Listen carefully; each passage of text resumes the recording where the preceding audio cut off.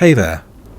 Tonight, we're not sitting at the edge of a battlefield or unravelling the secrets of a royal court. We're pulling up a chair to the strangest tables in history, where swans wore feathers after being cooked, where pies screamed, and where something that looked suspiciously like a frog's gallbladder was served as a delicacy with pride. This isn't the kind of dinner where you ask for seconds. It's the kind where you try not to ask questions. But royalty, they asked for it all, and their chefs delivered. So if this kind of peculiar, grounded storytelling helps you settle in, feel free to subscribe, but only if it brings you peace. I'd love to know where you're listening from, and what time it is. Now, take a slow breath. Let the room grow still. Maybe pull your blanket a little higher. And let's begin.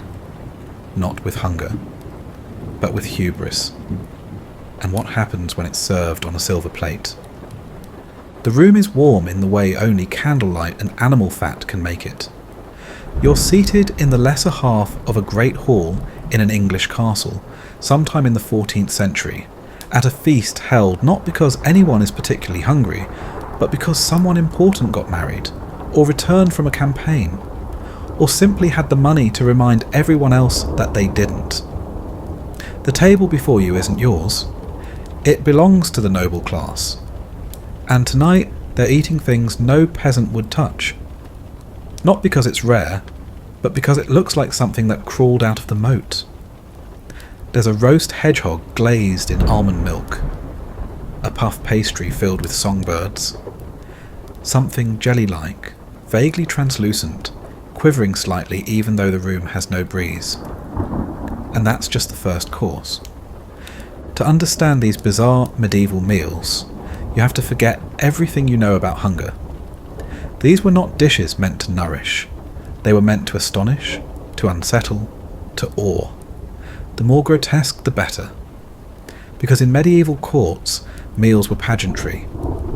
Each dish told a story about power, wealth, and one chef's ability to make a goose look like a unicorn if ordered to. This was cuisine as theatre. And the audience sat in silence, chewing slowly through terror. At one banquet held in the court of King Charles VI of France, a live lion was brought into the dining hall, caged, but placed directly behind the server's dais. It didn't roar. It didn't move. It simply stared as dishes were presented one by one. Porpoise stew, peacock reassembled to look as if it still lived, gilded pastries shaped like towers. The lion was not on the menu, though it had eaten better meals in its life than most of the kitchen staff. It was there as a prop, an accessory, a centerpiece that breathed. The king applauded. The guests avoided eye contact. The servers tried not to tremble. Among the most legendary concoctions was the cockentrice, a fusion of pig and bird. Specifically, the front half of a suckling pig, sewn to the rear of a capon, roasted and lacquered until the seams vanished beneath glaze and spice. The creature looked like a fable and tasted, according to surviving texts, rich, with a suspicion of smoke. It was not meant to be delicious. It was meant to be seen, tasted, perhaps, but mostly remembered. Then there were the pies, not apple, not cherry, but theatrical traps. One recipe called for a crust so thick and ornate it resembled a castle turret, inside which were hidden live birds, ready to fly out upon cutting, flapping directly into the faces of unsuspecting diners. The noble women screamed, the men laughed, the birds defecated on the table. A successful dish by all accounts. Another pie, recorded in an Italian court, was filled with frogs, live ones. Their release upon slicing caused such chaos that a chandelier was reportedly knocked from its chain and a steward's arm broken in the rush. The pie maker was paid double for the entertainment. Fish dishes fared no better. Consider the Lenten rules, which forbade meat but allowed fish, though few agreed on what counted. Beavers, being semi-aquatic, were designated fish. So were puffins. So was, on at least one occasion, barnacle geese, believed to hatch from driftwood and therefore untainted by flesh. A particularly ambitious bishop in Normandy declared that unborn rabbits, if still inside their mother, were also fish. The church disagreed, but the meal was already served. Royal tables saw food seasoned not only with salt and pepper, but with gold leaf, crushed pearls, and sometimes powdered sugar tinted with ground emeralds. One English queen insisted her meat pies be dyed pink with boiled rose petals. Another requested her sugar sculptures be shaped like mythological beasts, and then shattered with jewelled hammers between courses. A French noblewoman had her food perfumed with violet oil before serving. The result? Guests whose lips tasted of soap, and whose stomachs turned slowly in confusion. Desserts were not spared from the madness. Leech pudding, an unfortunate staple, contained no leeches, but plenty of rice flour, milk, and gelatinous aspic. It was shaped into tubes and dusted with cinnamon, which did nothing to disguise the texture, often compared to wet leather. Another treat, called blancmange, combined boiled chicken, almond milk, rice, and sugar, forming a white paste served cold. It was considered refined. It also looked, to modern eyes, like wallpaper paste with aspirations. To dine in the courts of medieval Europe was to enter a world where logic lost its seat at the table. A Danish prince once requested an entire banquet in the colour blue. The chefs obliged, dyeing bread, fish, and even wine with crushed blueberries and woad. Guests reportedly suffered digestive distress for days. A Hungarian king demanded all meat served still resemble the animal it came from, despite being deboned, marinated, and reassembled around scaffolding. Pigs stood upright, chickens appeared mid-flight, fish lay in frozen mid-wriggle. None of it fooled anyone. But that wasn't the point. These meals weren't for the palate. They were for the ego. To eat what others couldn't even name was a signal of supremacy. To taste bitterness and declare it refined. To gorge on 10 courses and declare each divine, while servants chewed boiled oats behind the kitchen door. Food was a language, and royalty spoke in riddles and roast venison, wrapped in pastry shaped like dragons. But not every dish was a triumph. A banquet held in Naples once attempted a stew made of fermented whale blubber, imported at great expense. The smell reached the upper balconies before the dish was served. No one finished their bowl. 3 fainted. One knight fled the hall and was later found sobbing behind a tapestry. The stew was retired, but the memory endured. Nobles joked about it for years. The chef did not. He was reassigned to poultry. Elsewhere in the Burgundian court, there was a brief but infamous fad for silent meals, during which all dishes had to arrive noiselessly. This meant no clanging plates, no spoken orders, and all food had to be soft.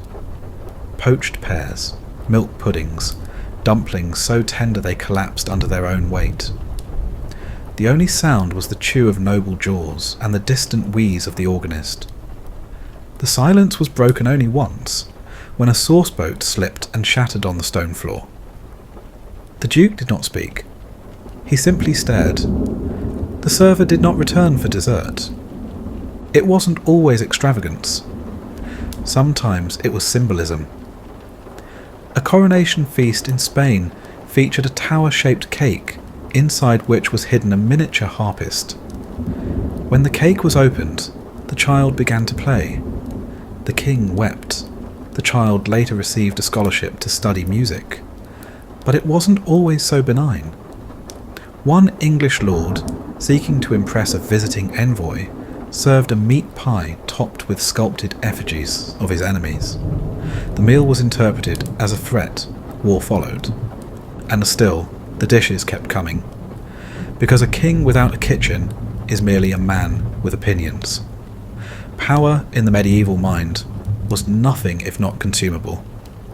Gilded hams, candied violets, swan necks stuffed with saffron rice and stitched shut with silver thread. To dine was to declare one's divine right, even if it meant eating something that once looked you in the eye. And somewhere beneath it all, behind the grand hall and past the smoking hearths, stood the cook. Apron stained, sleeves rolled, fingers blistered from hot iron. He hadn't tasted a single dish. He rarely did. He cooked not for hunger, but for spectacle. And he knew, better than anyone, that nothing sours faster than royal favour. Tonight, his masterpiece is a roasted crane, dressed in a robe of its own feathers, wings splayed as though frozen in flight.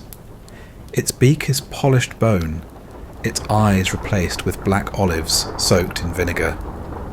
Around its feet, sculpted marzipan frogs crouch in homage to the wetlands it once called home.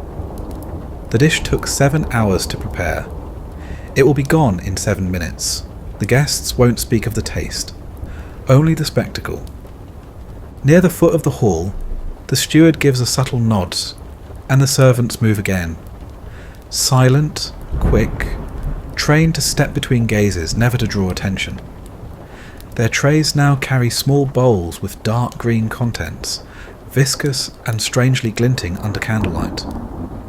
This is the aspic of lamprey, thickened with fish gelatin, seasoned with mace and powdered ginger. The lamprey itself is coiled at the centre, mouth gaping in eternal horror. A delicacy, allegedly. The Queen wrinkles her nose. The bishop takes two. The medieval obsession with lamprey bordered on reverence. Kings were known to order them by the barrel, transported in damp moss across entire countries, to arrive gasping in buckets beside royal kitchens. Henry I of England was rumoured to have died from eating too many.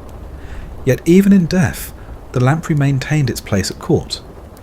Its flesh, dark and oily, was thought to purify the body, or at the very least display that one's stomach feared nothing.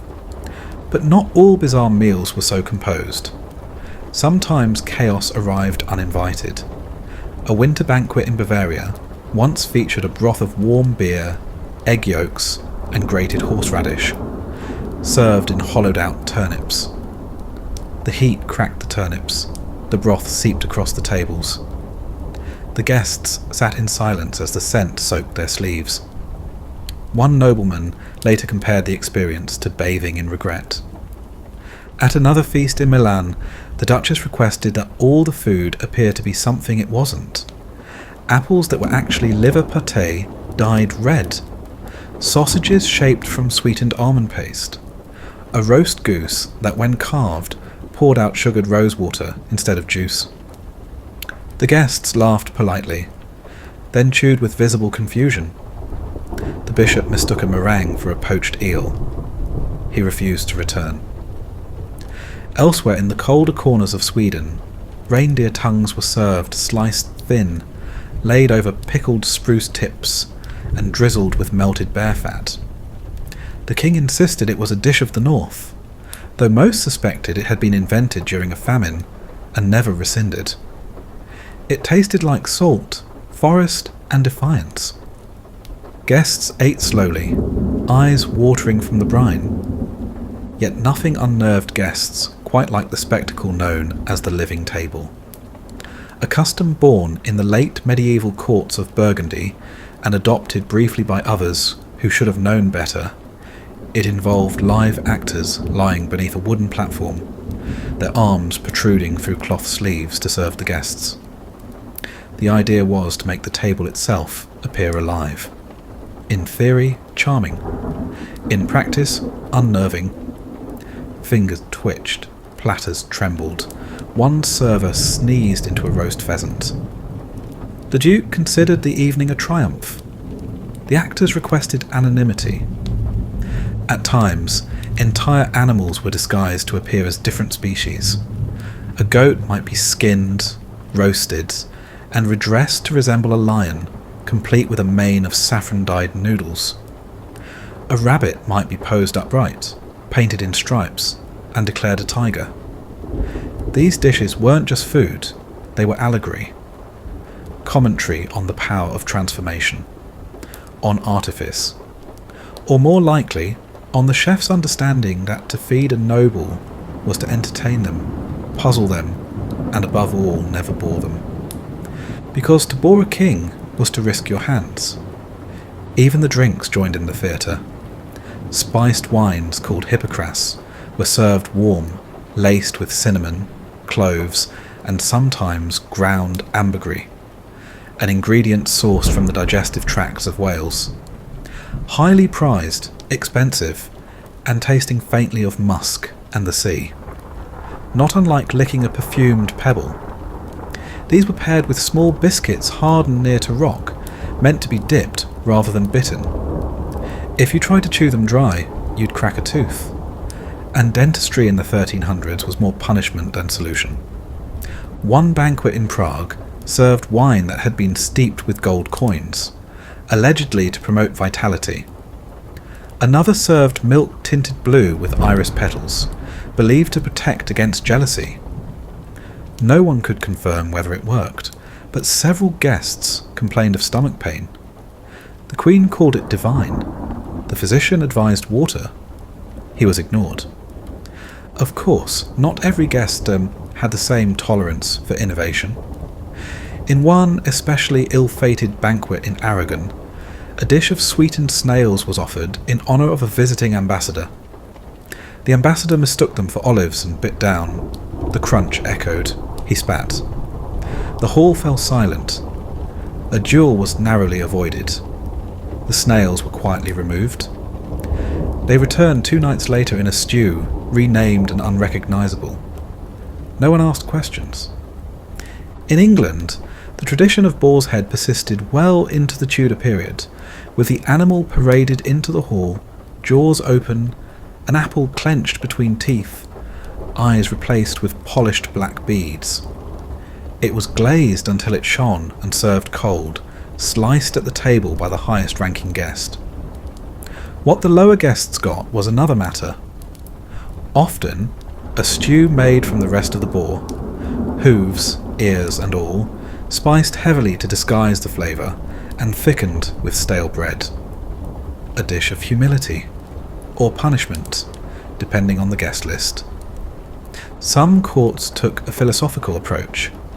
In a Sicilian monastery-turned-palace, a dish called Night and Day was prepared with equal parts raw and cooked ingredients. Raw quail eggs floated beside fried eel, slices of rare beef beside dried fruit. The dish was said to represent duality, the balance of life and death. Most guests interpreted it as confusion. One monk called it heresy on a plate. The chef simply shrugged.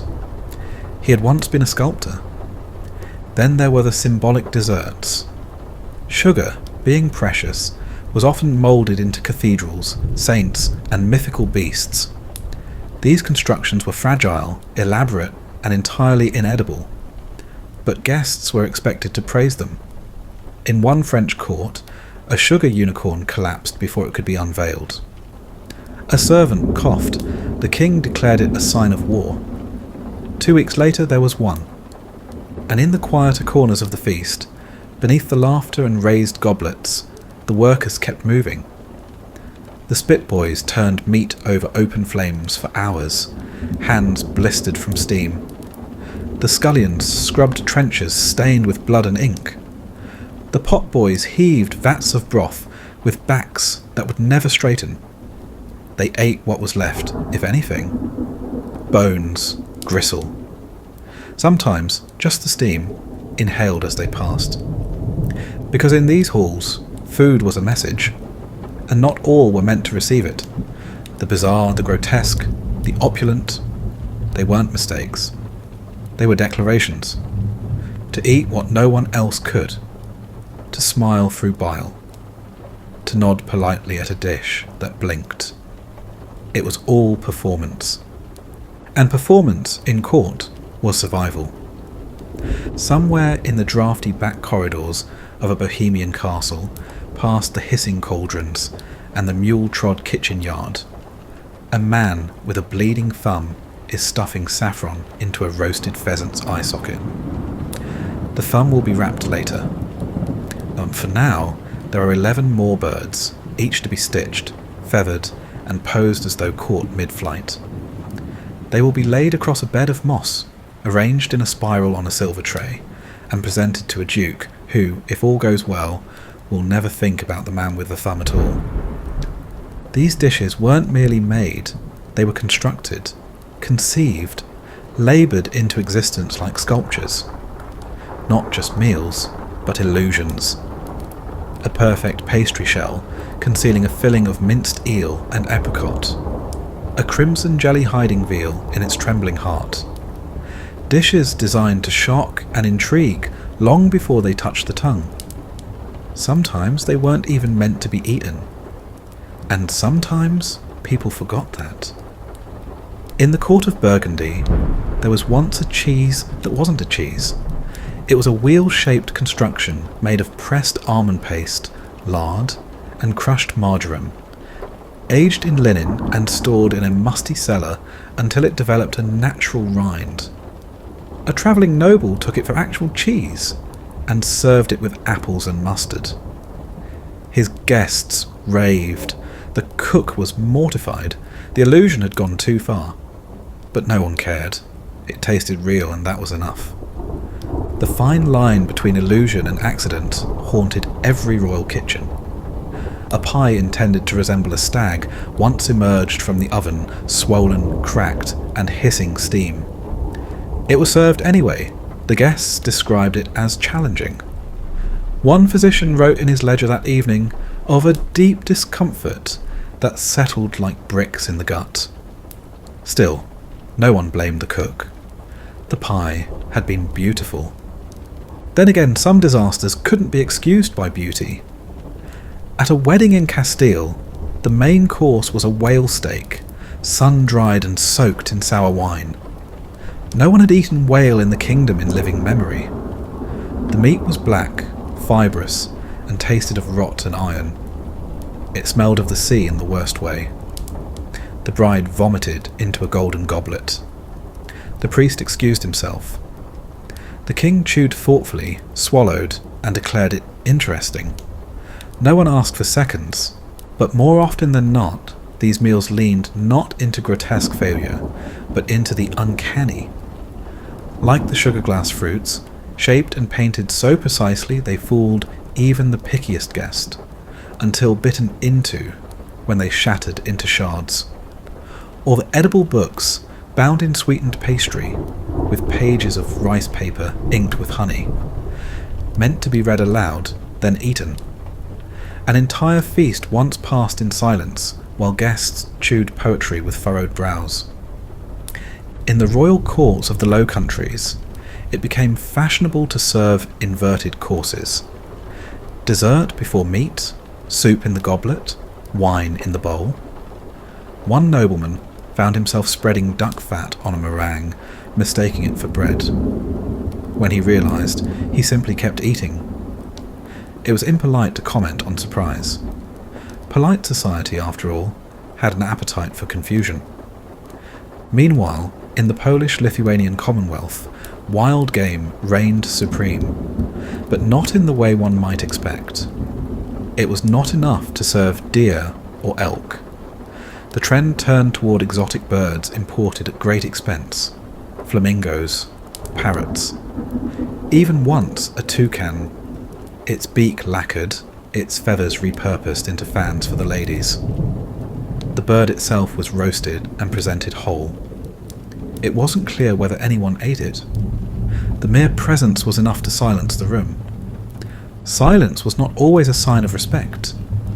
In Saxony, a meal once began with a dish known as 3 silences.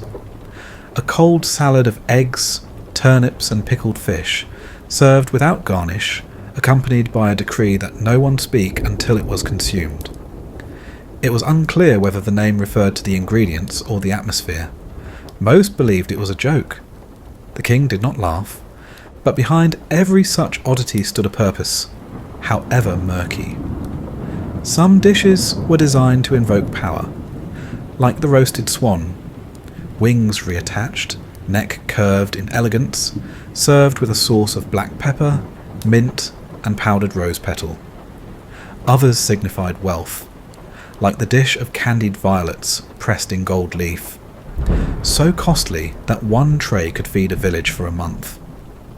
Still others served no purpose but novelty, like the stew of river stones and herbs, served in hollowed gourds, meant to evoke the hunger of ancient ancestors. Guests were told not to eat the stones. Some did anyway. Even in the Vatican, where humility was supposedly the order of the day, the papal kitchens produced meals of curious complexity. A fish carved to resemble the Virgin Mary, a loaf of bread shaped into a bishop's mitre, filled with nuts, olives and raisins soaked in port. And once, an omelette folded around a scroll of edible parchment, listing the 7 deadly sins in ink made of squid. No one read it. The taste of the parchment was too bitter. In every region, meals became a mirror of the court itself.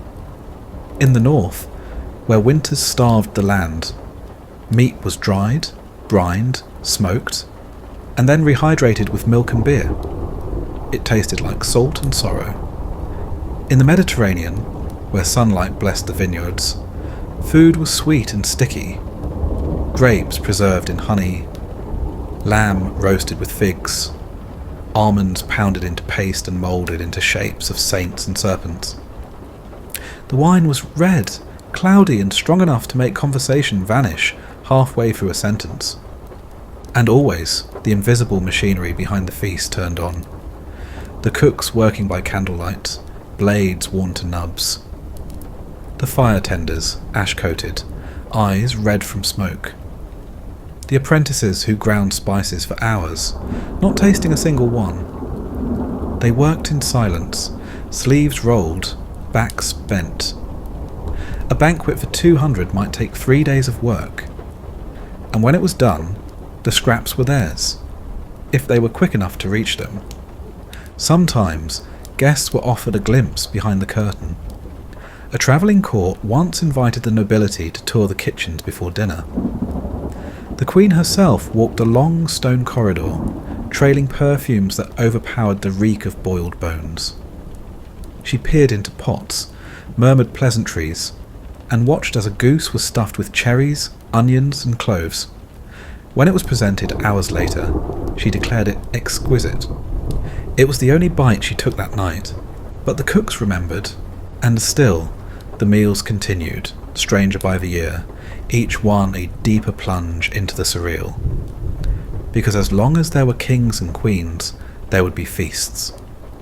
And as long as there were feasts, there would be dishes designed not to fill the belly, but to declare, I can eat what others can't. I can afford to waste. I can afford to pretend. And yet, for every dish designed to dazzle or dominate, there were those that simply emerged from the muddle of necessity, superstition, or one man's overly confident interpretation of a half-remembered recipe. In the kitchens of a northern Italian court, a physician once convinced the Duke that powdered emeralds dissolved in warm goat's milk and stirred with a silver spoon would increase virility. The resulting concoction was bitter, gritty and luminous green. The Duke drank it for a week. He fathered no children that year, but developed an alarming fondness for the taste. Elsewhere in the frostbitten reaches of Norway, reindeer brains were mashed with pine resin and butter, then frozen into small patties and served on flatbread. The dish was considered restorative, though no one could explain precisely what it restored. It was eaten slowly, mostly for survival, and occasionally for sport. A visiting emissary tried it once, made a polite choking sound, and passed it to his scribe, who accepted with visible dread. But it wasn't always the food itself that shocked. Sometimes it was the setting. In the Black Forest, during a particularly harsh winter, One baron hosted his feast in an ice hall. The walls were frozen milk, dyed with beetroot, the tables carved from packed snow. Every dish served was cold: frozen lard, jellied meat, fish stewed in chilled wine. Diners wore fur-lined gloves and ate with bone spoons. No one spoke of the food, only of the spectacle, and of how many teeth were cracked that evening. Spectacle was the currency of the table. In Prague, a course of live shrimp was served inside a glass sphere filled with vinegar vapour. The shrimp were meant to leap. Some did. One landed on a duchess's sleeve and remained there for the rest of the meal, glaring. She refused to remove it, said it was the most interesting conversation she'd had all week. Royal children were not spared from these culinary performances. A birthday banquet for a young French prince featured a cake shaped like a fortress, complete with sugared battlements and licorice drawbridges. When sliced, it revealed soldiers inside, tiny gingerbread men with icing weapons. The boy refused to eat them, claiming it would be murder. He was praised for his empathy. The cook was instructed to try something less realistic next year. Sometimes, the absurd was paired with genuine ingenuity. In a court in Flanders, the cook presented a dish known as the moon. It was a round of soft cheese, soaked in blue wine, and sprinkled with powdered silver. When set beneath a candle, it glowed faintly. The guests applauded. The dish tasted like regret and wet bread, but no one seemed to mind. It had shimmered, and that was enough. In Spain, during the Andalusian period, fusion dishes began to appear, combining Moorish spices with Christian customs. A roasted lamb might be glazed with pomegranate molasses, and then carved beside a crucifix made of sugared almonds. The symbolism was heavy, the flavour complicated, sweet, savoury, and faintly heretical. The bishop blessed the table and asked for the recipe. Not all combinations were successful. One Hungarian noble insisted on mixing pickled cherries with blood sausage and serving it on a bed of boiled cabbage. The room smelled like iron and fruit rot. Guests pinched their noses and smiled bravely. A poet at the table wrote 3 stanzas about the dish, none of them kind. The cook responded with a pudding the following night that included the poet's ink bottle as a garnish. The message was received. Meanwhile, in the royal courts of Constantinople, the blend of East and West produced dishes that blurred the line between medicine and food. A stew of saffron, vinegar, honey, and boiled almonds was served with instructions to consume only during full moons. A jelly made from crushed pearls and rosewater was believed to calm the soul and improve memory. Guests often forgot what they'd eaten by morning, which was taken as proof of its effectiveness. And through all of this, the kitchens grew more elaborate. Underground fire pits, tiled ovens, boiling vats suspended over roaring flames. The smoke clung to every beam. Spices filled the air: coriander, cumin, anise, and cinnamon ground to powder by boys too young to reach the top shelf. But the smells masked everything. You could hide nearly anything in that air. Mistakes, Moldavian burnt bread, and sometimes secrets. Because the royal table, for all its extravagance, was also a place of danger. Alliances were sealed with food, so were betrayals. Dishes could be laced, plated, or withheld for reasons no one spoke aloud. A salted trout meant favour. A bowl of broth without meat, disgrace. And if your plate arrived cold, it was not an accident. A king once demanded that a dish be delivered by the hands of the cook himself, so that he might taste the loyalty. The cook's fingers trembled as he set down the bowl. It was a porridge of barley and honey, thickened with sheep's milk, and stirred with an ivory spoon. The king tasted it, paused, smiled, declared it delicious. The cook exhaled. Later that evening the king's stomach turned. He spent 3 days in bed. It was not poison, merely too much nutmeg. But the cook was banished anyway, just to be safe. Food was power. Served on plates gilded in gold, ladled with expectation, pierced with the eyes of 100 noblemen waiting to be impressed.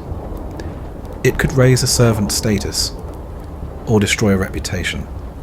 One misplaced bone, one undercooked tongue, and you were out. But when it went right, when the swan's neck curved just so, when the pastry dome held its shape, when the sugar spun into threads as fine as hair, there was silence.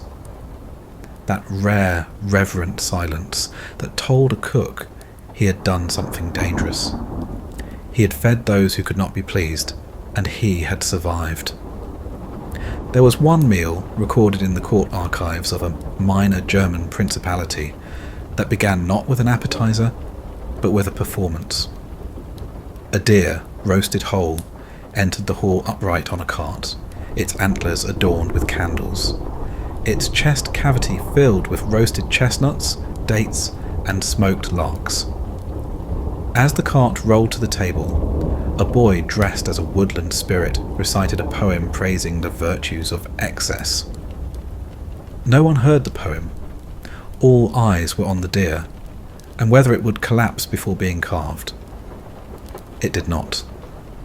The feast was declared a triumph, the boy forgotten. The candles melted into the meat. Elsewhere in the Scottish Highlands, where hunting culture defined both social status and culinary taste, there emerged a dish called Hunter's Crown. It involved the entire head of a stag, smoked over peat, lacquered in a glaze of blackcurrant and vinegar, then mounted atop a wheel of oat bread. Its antlers were used to hang sausages and tripe-stuffed intestines like festive garlands. Guests were encouraged to pluck and eat in silence. No one asked where the rest of the stag had gone. It was likely in the stew. This blend of bravado and ritual created a strange etiquette. No dish was too outlandish, no combination too suspect, so long as it served the narrative. And there was always a narrative. A roast might symbolize conquest. A pie might represent a bloodline. A fish carved to resemble a serpent might whisper of prophecy, of wisdom, or of fear. Meals became stories, told in courses, interpreted like omens. To eat was to participate in a silent performance, in which each bite meant more than hunger. The Romanovs, centuries later and far to the east, inherited this obsession and amplified it. One banquet in the Winter Palace featured a salad of chilled eels arranged into a replica of the River Neva, complete with breadcrumbs for bridges and pike row to represent drifting ice. Another time, a sorbet was served in blown glass eggs, nested in spun sugar. The Tsar cracked his with a silver spoon and discovered a golden beetle moulded from candied ginger. He laughed. The room echoed him. And somewhere behind the velvet curtain, the pastry chef exhaled for the first time in hours. But these moments were not always delightful. There were darker currents beneath the silver dishes and embroidered linens. Stories of dishes rejected for being too simple. Cooks dismissed not for failure, but for restraint. One English noble reportedly struck a servant across the mouth for serving warm ale without cinnamon. The boy's lip bled. The lord did not look up from his stew. Even among royals there were those who rebelled. A young Queen of Navarre once insisted on a meal of only what the poorest in the city eat. Her court dined on barley porridge, boiled onions and coarse rye bread. The guests praised her humility, though several quietly excused themselves after the second bowl. The Queen later returned to figs stuffed with goat cheese and honeyed almonds, but the story endured, proof that even a sovereign could crave simplicity, if only for the performance of it.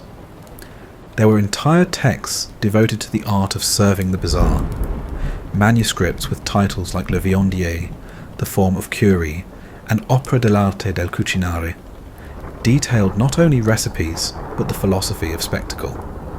They instructed cooks on how to dye fish blue with herbs, how to carve roast meat into the shape of religious icons, how to make a sauce so thick it could stand up a spoon, and how to make the spoon itself from hardened sugar.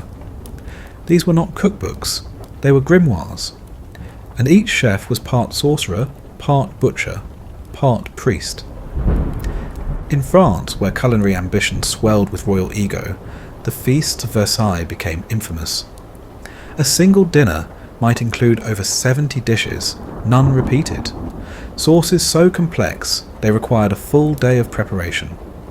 Meats aged past the point of recognition, then resurrected with wine and fire. One dish, pheasant hearts in aspic, was served in crystal goblets, each labelled with the name of the hunter who shot the bird. Whether this was meant to flatter or warn was unclear. In Denmark, a short-lived tradition took hold of serving meals in complete darkness. Not because of mystery or flair, but due to a shortage of wax. Candles were hoarded for church use, and the court dined by memory. Platters passed hand to hand. Bowls groped in the dark. One noblewoman swallowed a ring. It was never recovered. The king called the experience spiritually clarifying. His chamberlain resigned the next morning. Then came the era of sculpted butter. In Poland and Hungary, dairy artists shaped blocks of butter into swans, deer, and entire tableaus of pastoral life. These creations, set at each guest's place, would slowly melt as the meal progressed. A barn collapsed. A goose sagged into its pond. A shepherd's crook softened into a puddle. The symbolism was never explained, but the nobles found it haunting, and so the practice continued for years. In the Papal States, a monk with a talent for sugar once built a cathedral to scale, complete with licorice windows and candied saints. It collapsed under its own weight just before it could be unveiled. The Pope blessed the rubble. The monk was promoted to head baker.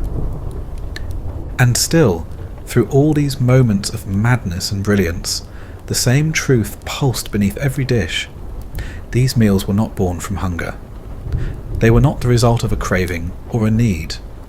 They were expressions of identity, of power, of fear disguised as indulgence. To eat swan dipped in rosewater, to chew a pie filled with 20 quail, to sip a wine aged in barrels sealed with wax and whale fat. None of it was about satisfaction. It was about separation. To be royal was to consume differently. To eat the world, not because it tasted good, but because it was yours to eat. One of the most peculiar traditions came not from a palace, but from a monastery that had once hosted kings. High in the hills of Burgundy, the monks kept a record of every royal visitor, and with each one they prepared a special dish to mark the occasion. Not a feast, but a riddle, a meal designed to reflect the visitor's soul. When a French duke known for his vanity arrived, they served a golden egg filled with raw cream and lemon vinegar. It curdled instantly, and the duke left early. When a war-weary king came, they served a loaf of bread, hollowed out, and filled with warm broth. Comfort disguised as absence. Some guests laughed. Some cried. No one ever asked for seconds. Even in places without wealth, the need for strangeness persisted. In the castles of the Welsh marches, where stone walls shuddered in the wind and sheep wandered too close to the fire pits, the cooks made a meal from what they had: blood, oats, liver, and nettles. Wrapped in a sheep's stomach, boiled for hours, then sliced and fried in fat. Guests called it bold. Locals called it food. When asked for the recipe, the cook simply said, "You'll know it when you see it again." In Sicily, where spice merchants and invaders had left layers of influence, the kitchens became laboratories of fusion and folklore. Swordfish grilled over olive branches, rubbed with cumin and wild mint. Rice moulded into pyramids, coloured with saffron and stuffed with pine nuts, dates, and shards of aged cheese. A favourite among the aristocracy was something called the ghost melon, a preserved fruit served so cold it emitted vapour into the warm evening air. It was said to whisper if you listened closely. No one confirmed whether it did, but it was always served last, and always in silence. At one midsummer celebration in Bohemia, the centrepiece was not a roast, but a sculpture made of meat. It stood 4 feet high, in the form of a mythical beast, half lion, half goat, with wings of cured ham and eyes made of candied plums. It had no name. It was carried in by 8 men and placed at the centre of the table. No one touched it, no one dared. It simply stood, sweating slowly into the linen, while the nobles drank and speculated and applauded its existence.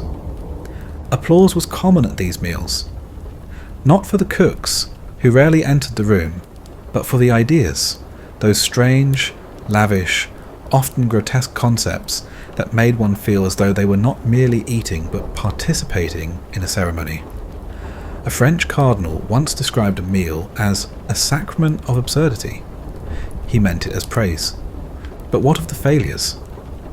Because for every dish that stunned, there was one that stumbled.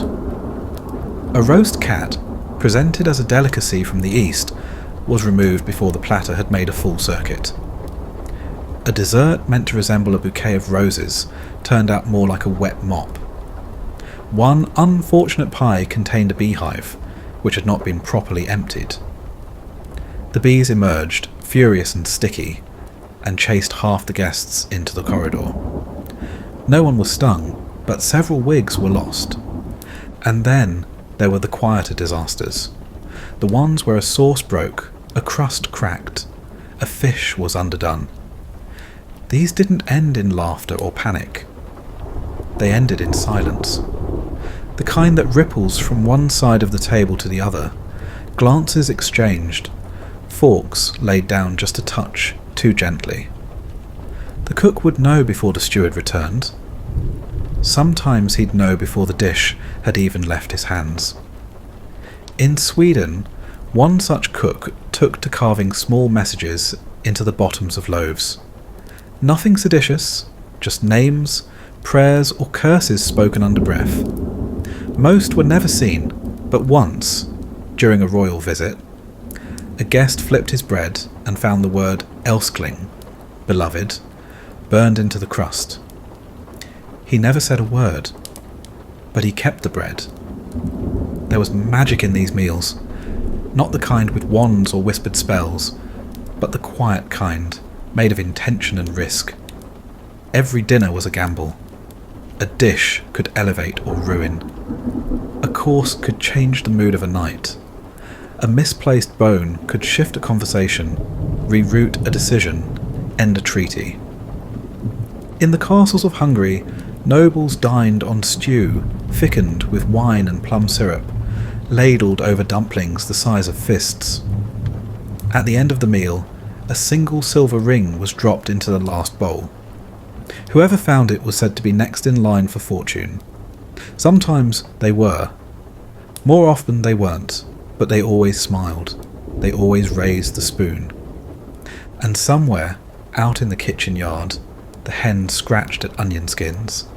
The dogs slept near the ash heap, and the cook sat in silence, rubbing the bone-handled knife that had not left his side in 15 years.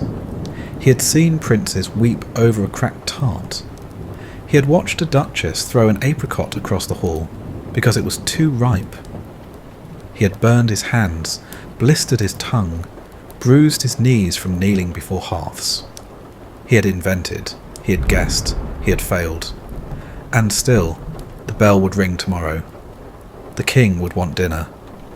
Because the hunger of power was never for food alone. It was for wonder, for strangeness, for the reminder that reality itself could be reshaped, sliced, and plated with parsley on top. In the courts of Central Europe, where rivers split empires and frost etched the windows 9 months out of 12, the hunger for spectacle turned colder, sharper. Banquets were planned like battles, with strategy, deception, and the occasional act of sabotage. There's record of one Polish noble who served his rivals a meal entirely made of roots, turnip jam, beet stew, roasted parsnips dressed in salt and grief, because he'd bought up all the meat from the nearby markets days before. The guests praised the ingenuity. The butcher wept with gratitude. The host smiled and sealed a deal that should never have been his. In Castile, a feast was held where every course followed the theme of fire.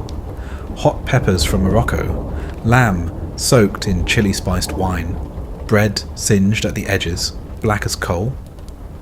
Even the cheese was smoked, even the wine warm. The table sweated. One guest removed his hat, then his wig, then requested water with a whisper that barely passed his lips. No one was spared, except the host's wife, whose lips never touched her spoon, and whose glass remained full. Her husband was dead by morning, his stomach full, his will unsigned. Not every royal kitchen was a stage for treachery, but every plate held the memory of it, and that memory clung like steam. Even the lightest meal, the most delicate wafer dusted with sugar and cinnamon, might carry the weight of something darker. There was an old superstition among Norman cooks that desserts should never be served with the left hand, or the guest would carry sorrow into the next moon. No one remembered where it came from, but no one dared test it. Even the presentation could carry danger. In the Low Countries, a tradition grew of serving meat skewered onto wooden effigies, tiny dolls carved from birch, painted and waxed. Each one wore a crest, a symbol, a face. To eat the meat was to symbolically destroy your enemy, or your friend, or yourself. The nobles chuckled nervously.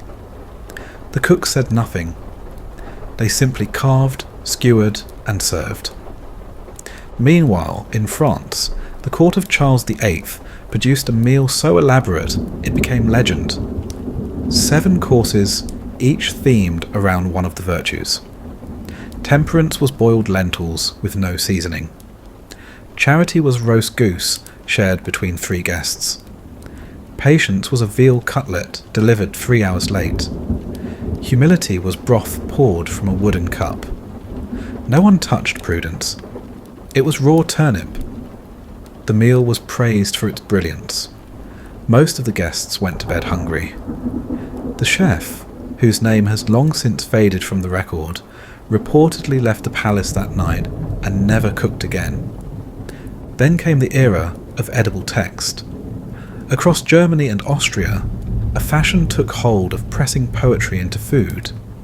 Pancakes stamped with verses from the Psalms. Gingerbread iced with battle cries. A goose breast scored with the Lord's family motto, cooked so that the fat pooled around each letter. One dish, prepared for a duke who fancied himself a scholar, featured rice wafers imprinted with passages from Cicero. The duke read every word before eating. He declared the grammar inconsistent. The cook was fined. A scribe was hired to edit the next meal. But not all messages were so refined. A cook in Milan, angry at his mistress for spurning him, prepared a fruit tart shaped like a broken heart. It was served cold over ice. No one mentioned the shape, but someone noted that the cook left early that night, and that the mistress had seconds. By this point, spectacle had become standard. A meal without illusion, without drama, was considered an insult, and so the cooks reached higher. In Florence, one court commissioned an entire garden made of sugar, trees with spun candy leaves, bushes of candied basil, fountains of spiced syrup. The guests wandered through, breaking off petals and sipping from the base of lilac stems. When it rained, The garden dissolved into syrupy mud, and the guests wept from laughter. One child tried to gather the sugar mud into jars. She grew up to be a confectioner. Her name is still remembered on bakery signs across Tuscany. And then there was the meal that turned silent. In Prague, a royal birthday feast began with music, laughter, and a roast piglet stuffed with cherries. But after the third course, a hush fell over the room. Not from displeasure, but from awe. The dishes grew stranger, more beautiful, more intricate. A tower of veal bones, cleaned and stacked like ivory. A gelatinous orb that reflected candlelight like a moon. A custard moulded in the shape of the birthday boy's face. No one dared speak. By the final course, an apple wrapped in gold leaf resting on a bed of rose petals, the guests had not uttered a word in nearly an hour. They left quietly, full of something they couldn't name. That was the goal, always. To leave the table changed. Whether by confusion, delight, horror, or awe, a royal meal was never just a passage through hunger. It was a ceremony, an offering, a test.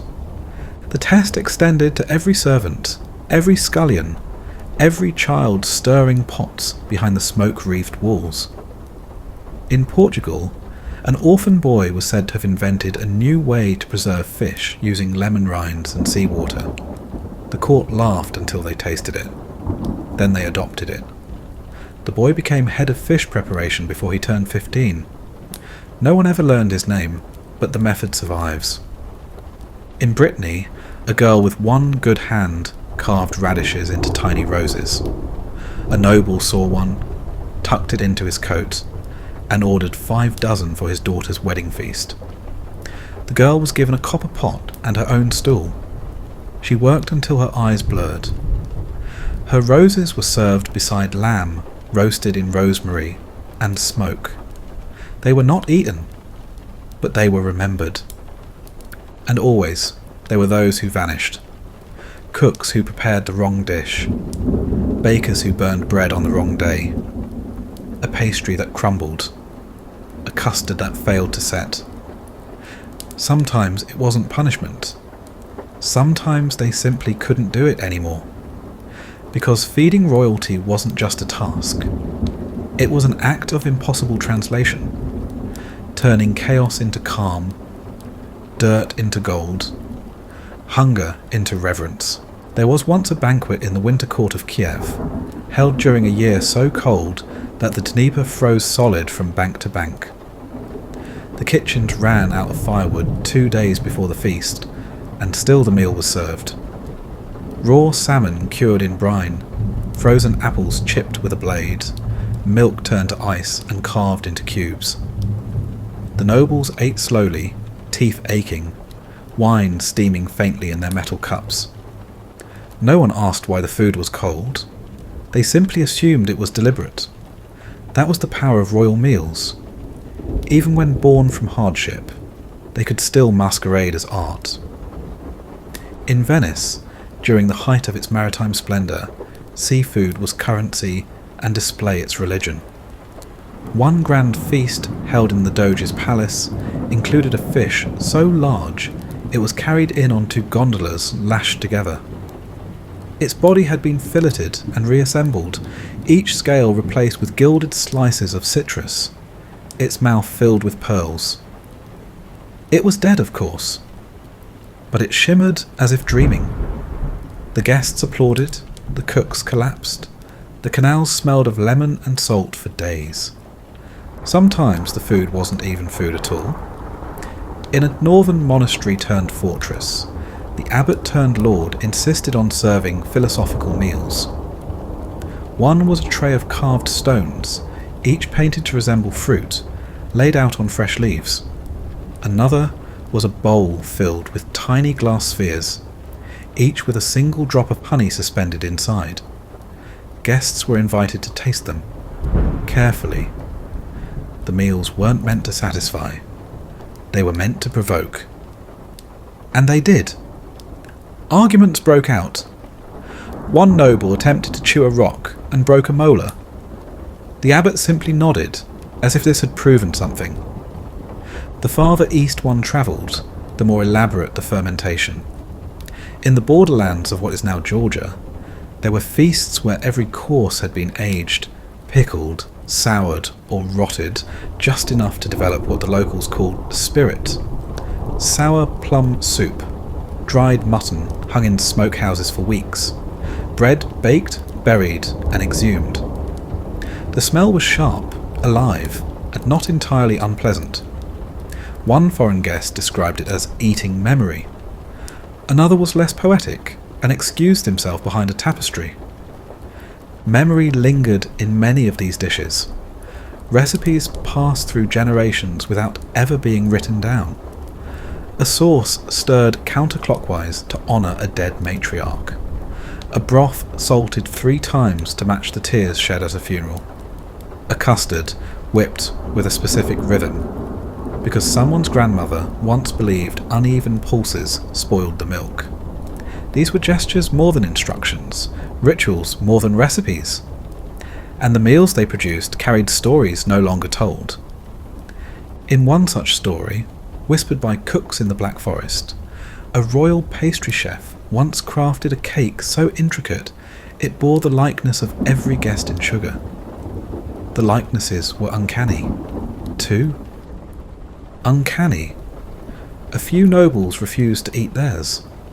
One beheaded his with a knife, muttering something about omens. The cake was removed. The baker vanished. Some said he had made a deal with something beneath the chapel. Others said he was simply too good. There were moments of joy too. In the courts of Aragon, a seasonal dish known as laughing pears was served each spring. Pears stewed in white wine and saffron, their skin split just slightly at the top from the heat, giving them the appearance of tiny, smiling faces. Children adored them. Even the king, known for his solemnity, once let a quiet chuckle slip as he bit into one. That evening, a painting was commissioned. It hangs in a side chamber to this day, a portrait of the king mid-bite, smiling like a boy. Such meals existed not just to showcase the wealth of a court, but to contain it. To trap it in amber, in flavour, in detail so overwhelming it left no room for complaint. A duchess might be weeping over her lost dowry, but if the quail arrived on a bed of candied violets, she would hold her tongue. A prince might be nursing a grudge, but if the carp was carved into a dragon, and its eyes blinked with droplets of vinegar, he would swallow it, grudge and all. Every bite became a performance of self-control, of refinement. To recoil from a strange dish was to admit defeat.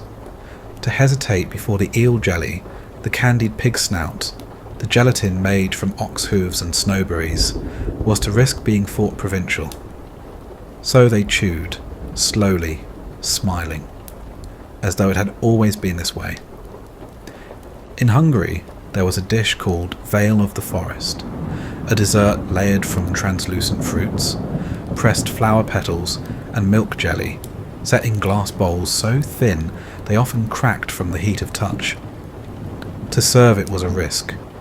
To eat it was an act of concentration, and to finish it intact was considered lucky. One noblewoman, upon finding her bowl unbroken at the end, declared herself betrothed to fortune. Her father agreed. The wedding was held a week later. The dessert was not served. Meanwhile, the cooks continued on in their strange world of fatigue and precision. A dish might require carving a goose tongue into petals, or plucking 100 saffron threads by hand before sunrise. Every plate was a battlefield against time and imperfection, and yet they persisted, because there was something holy in the labour, something close to alchemy. In the kitchens of a once proud palace, now reclaimed by ivy, a boy stirred a pot of spiced milk and rice. He had been told to add the cinnamon last, and only when the steam rose in a single, even plume. He waited, the The steam danced, erratic. He waited more.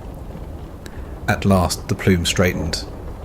He added the spice, and the smell bloomed. The boy did not smile. He simply nodded, as his master had taught him, and ladled the pudding into porcelain bowls, each one shaped like a lily. There was a fortress along the Rhine where, once each year, a feast was held in total silence, not for religious reason, but as a kind of culinary experiment. The only sounds were the soft scrape of knives against trenchers, the occasional sigh, and the bubbling of wine in goblets. Every dish was designed to speak for itself. A roast duck glazed in blackcurrant and ash, a turnip carved into the likeness of a sleeping dog, a loaf of dark rye marked with the outline of a crucifix, dusted not with flour, but with bone-white sugar. When the final dish arrived, an entire fish cooked in beeswax and unwrapped at the table, one guest laughed aloud. The room remained silent. That laughter echoed like a dropped coin in a cathedral. Further east, in the cold stone halls of Lithuania, the winters were so long that meals became festivals in themselves, celebrations of endurance. Porridges thickened with marrow, boar's heart stewed with pickled cabbage, bread so dense it rang when struck. One dish, a favourite of the High Chancellor, was called Iron Bride. It consisted of 3 meats layered between discs of rye bread, soaked in hot beer, then wrapped in linen and left beside the hearth until the cloth turned stiff. It was said to cure cowardice, or induce it, depending on who you asked. In Denmark, where the sea curled around everything, feasts often began with a toast to the drowned. The first course was always fish, but never the same fish twice. A superstition, perhaps, or a gesture of respect. On one notable occasion, a monk visiting from York was served something described only as blue herring. The fish had been cured in seawater and wine, then smoked over kelp and seaweed. It tasted like the ocean if it held a grudge. The monk made it through 3 bites. The locals praised his constitution. Meals were not only nourishment, they were memory, negotiation, revenge. In the Burgundian court, one noble was known for exacting subtle vengeance through his banquets. If insulted, he would serve dishes almost, but not quite, familiar. A leg of lamb stuffed with anchovies, a venison pie laced with cinnamon and crushed garlic, an egg custard with one hard-boiled yolk hidden in the centre. Guests would pause mid-bite, trying to make sense of what had changed. But no one could speak of it. To do so was to admit they noticed, and that was the whole point. In contrast, the Ottoman courts revelled in abundance with open arms. Courses stretched past counting.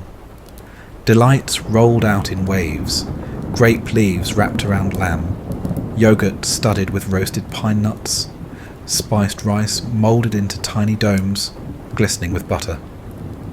But even here there were curiosities.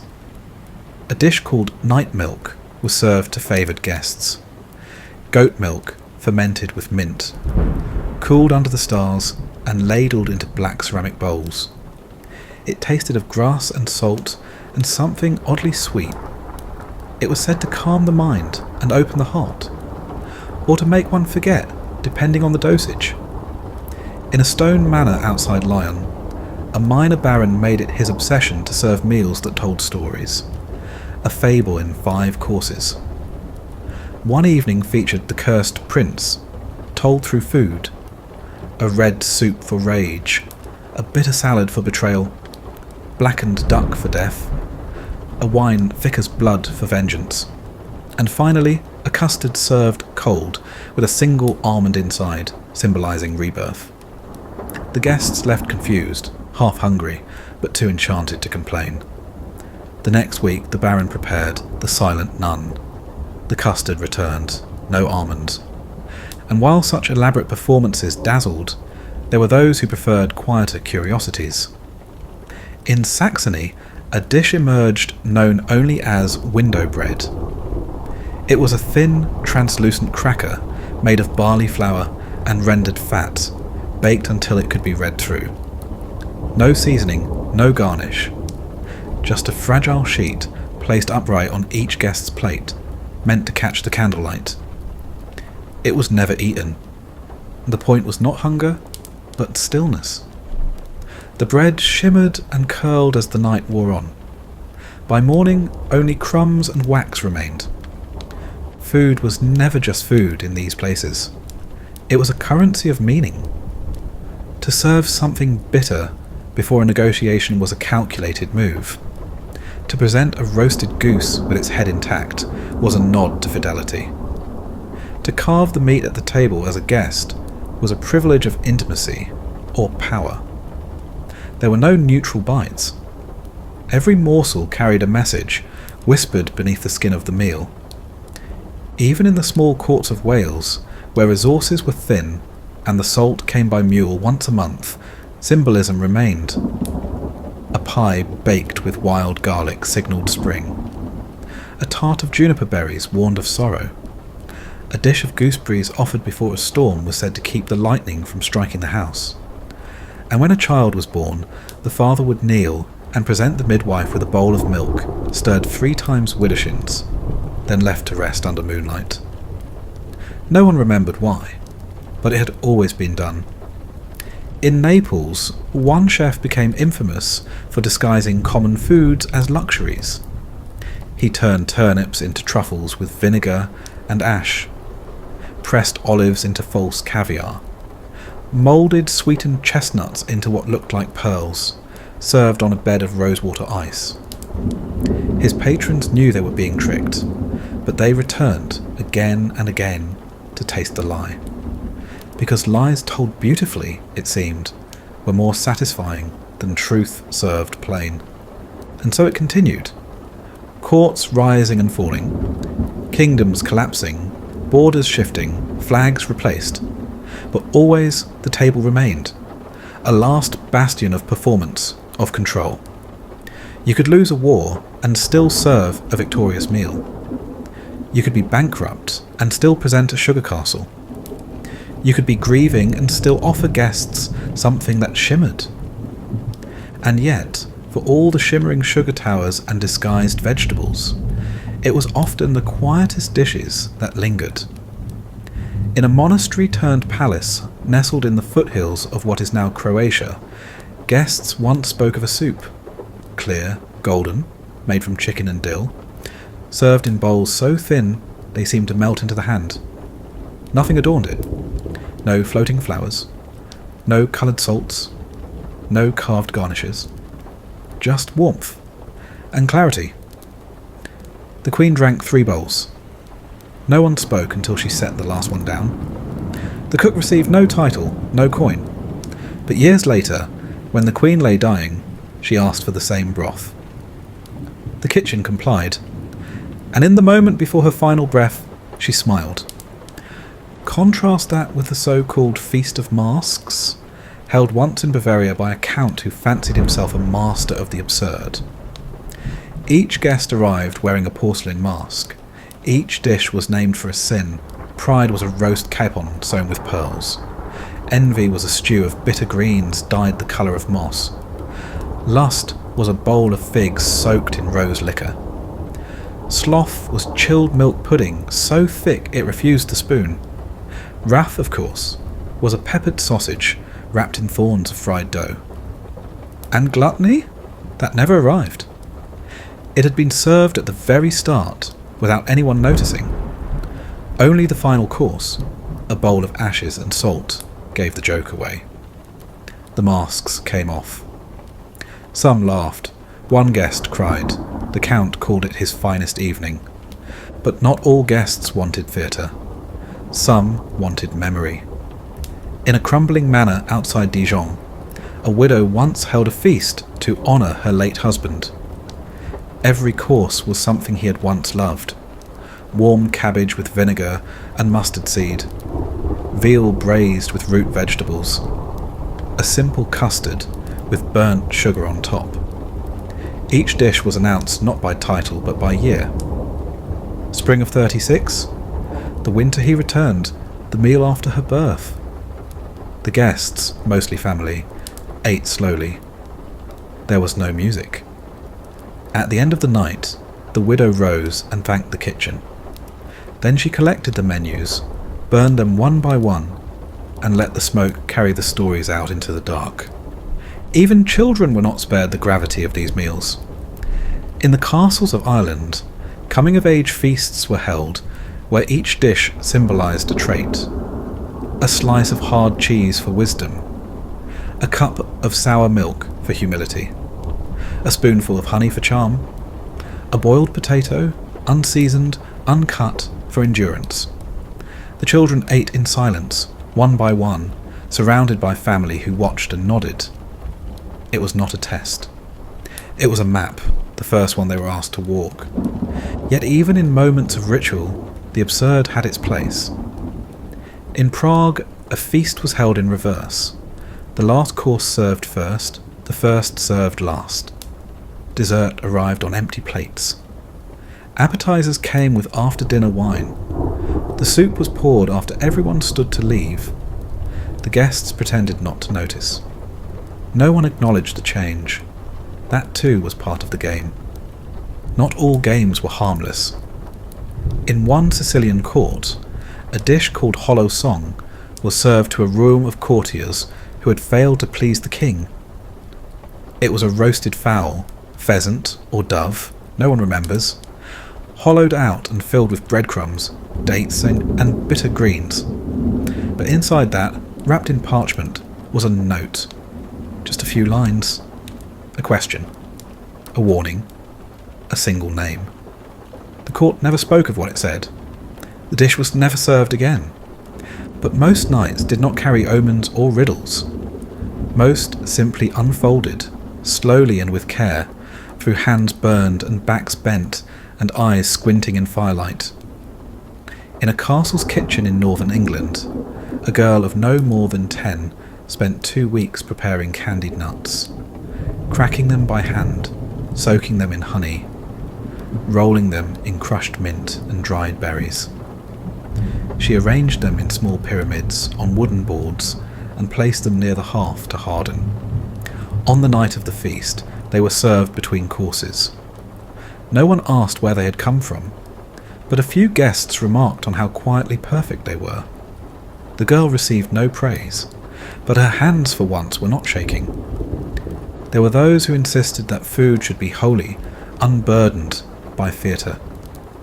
In the court of Toulouse, a short-lived rule was enacted. All meals were to be plain.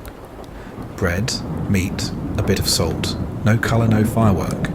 It lasted 11 days. On the 12th, a roasted quail was served, stuffed with blackberries and crowned with toasted fennel.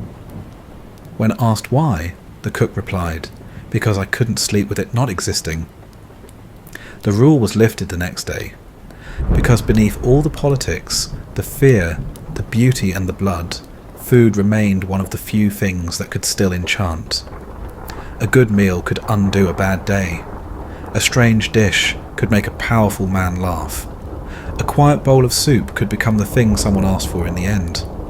So they kept cooking.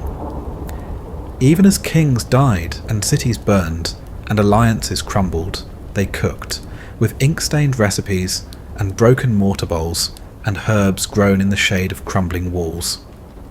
They cooked with their backs aching and their hearts uncertain, hoping only that something they made might last a little longer than the memory of who served it.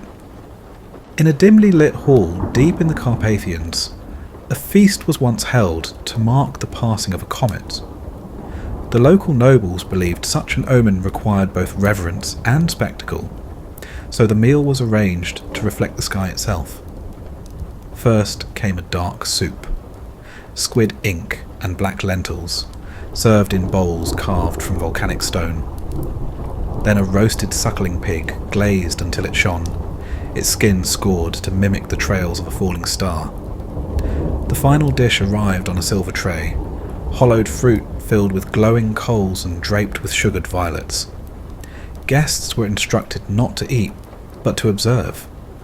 And so they did, plates untouched, hands folded, mouths slightly open, as if hoping to taste starlight through the air. Even far from wealth, this impulse to build meaning into food endured. In the forested manors of Galicia, meals were laid out in patterns only the host understood. Stews arranged in concentric rings. Pickled vegetables forming a map of nearby rivers. One dish, a cold potato mash, was moulded to resemble a distant hill where the host claimed to have seen wolves dancing at dawn. Guests were careful to praise the flavour, though most were too polite to ask what the darker flecks in the mash were. In the eastern marches of the Holy Roman Empire, there lived a minor noble who hosted a meal where every dish was based on a lie.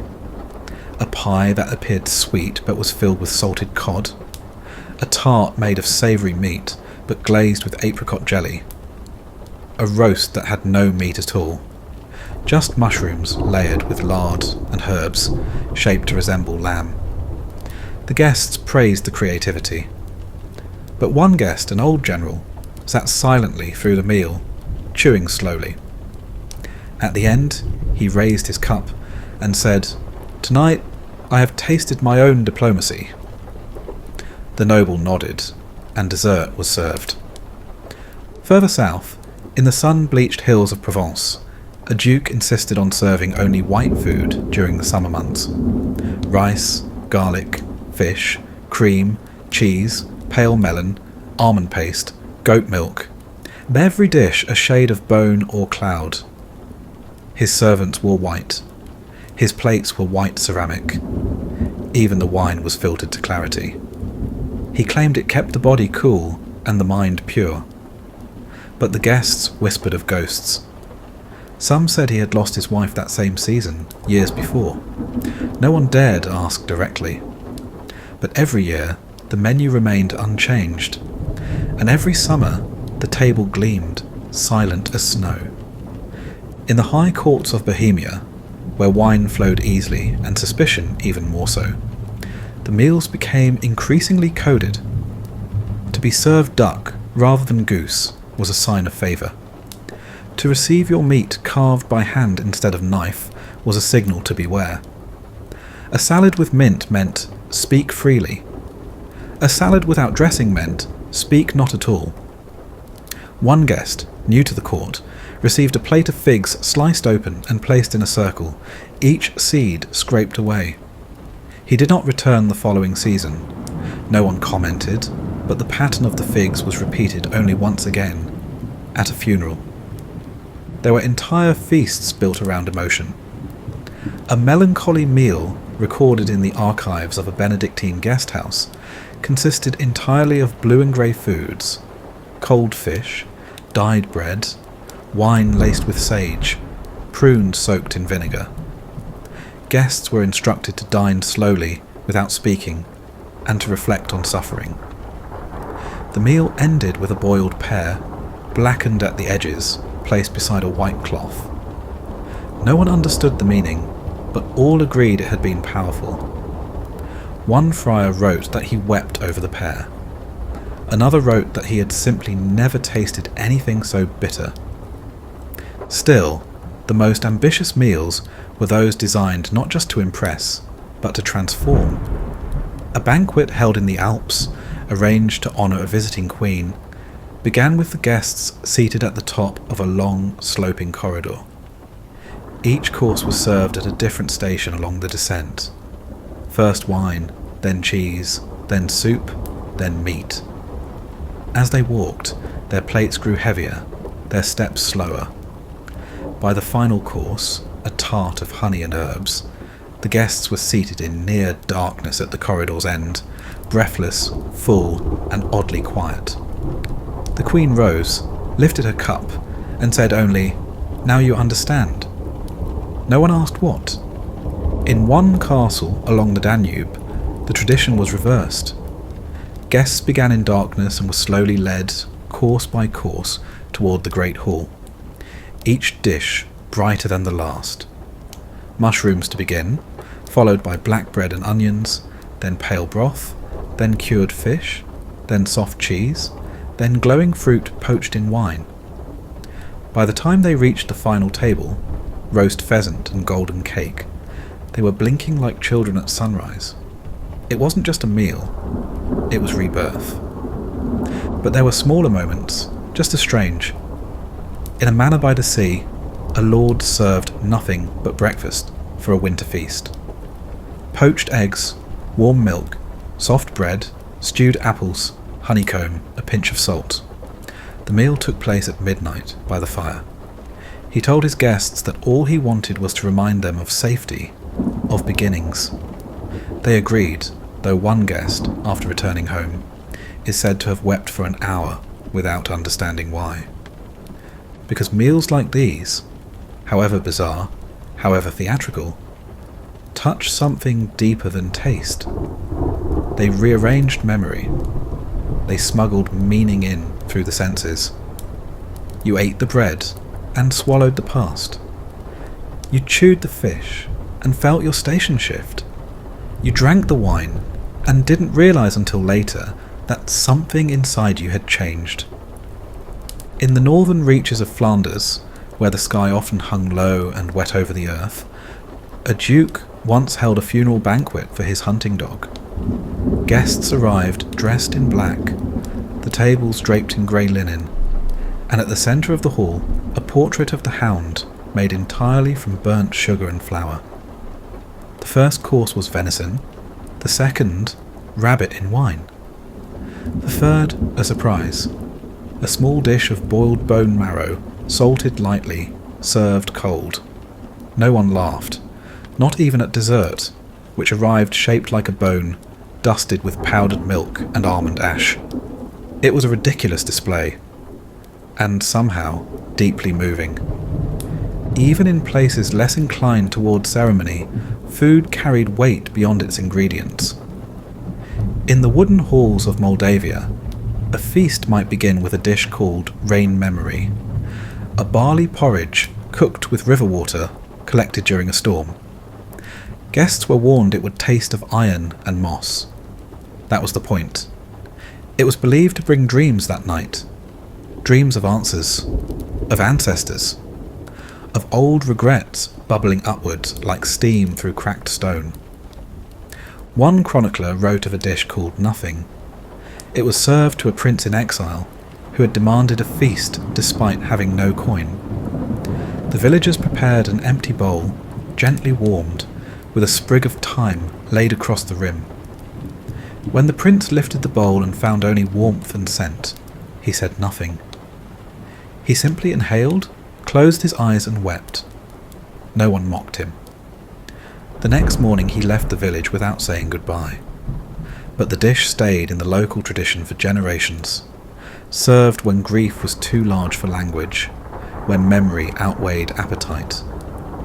Elsewhere, strangeness drifted not from necessity, but from indulgence.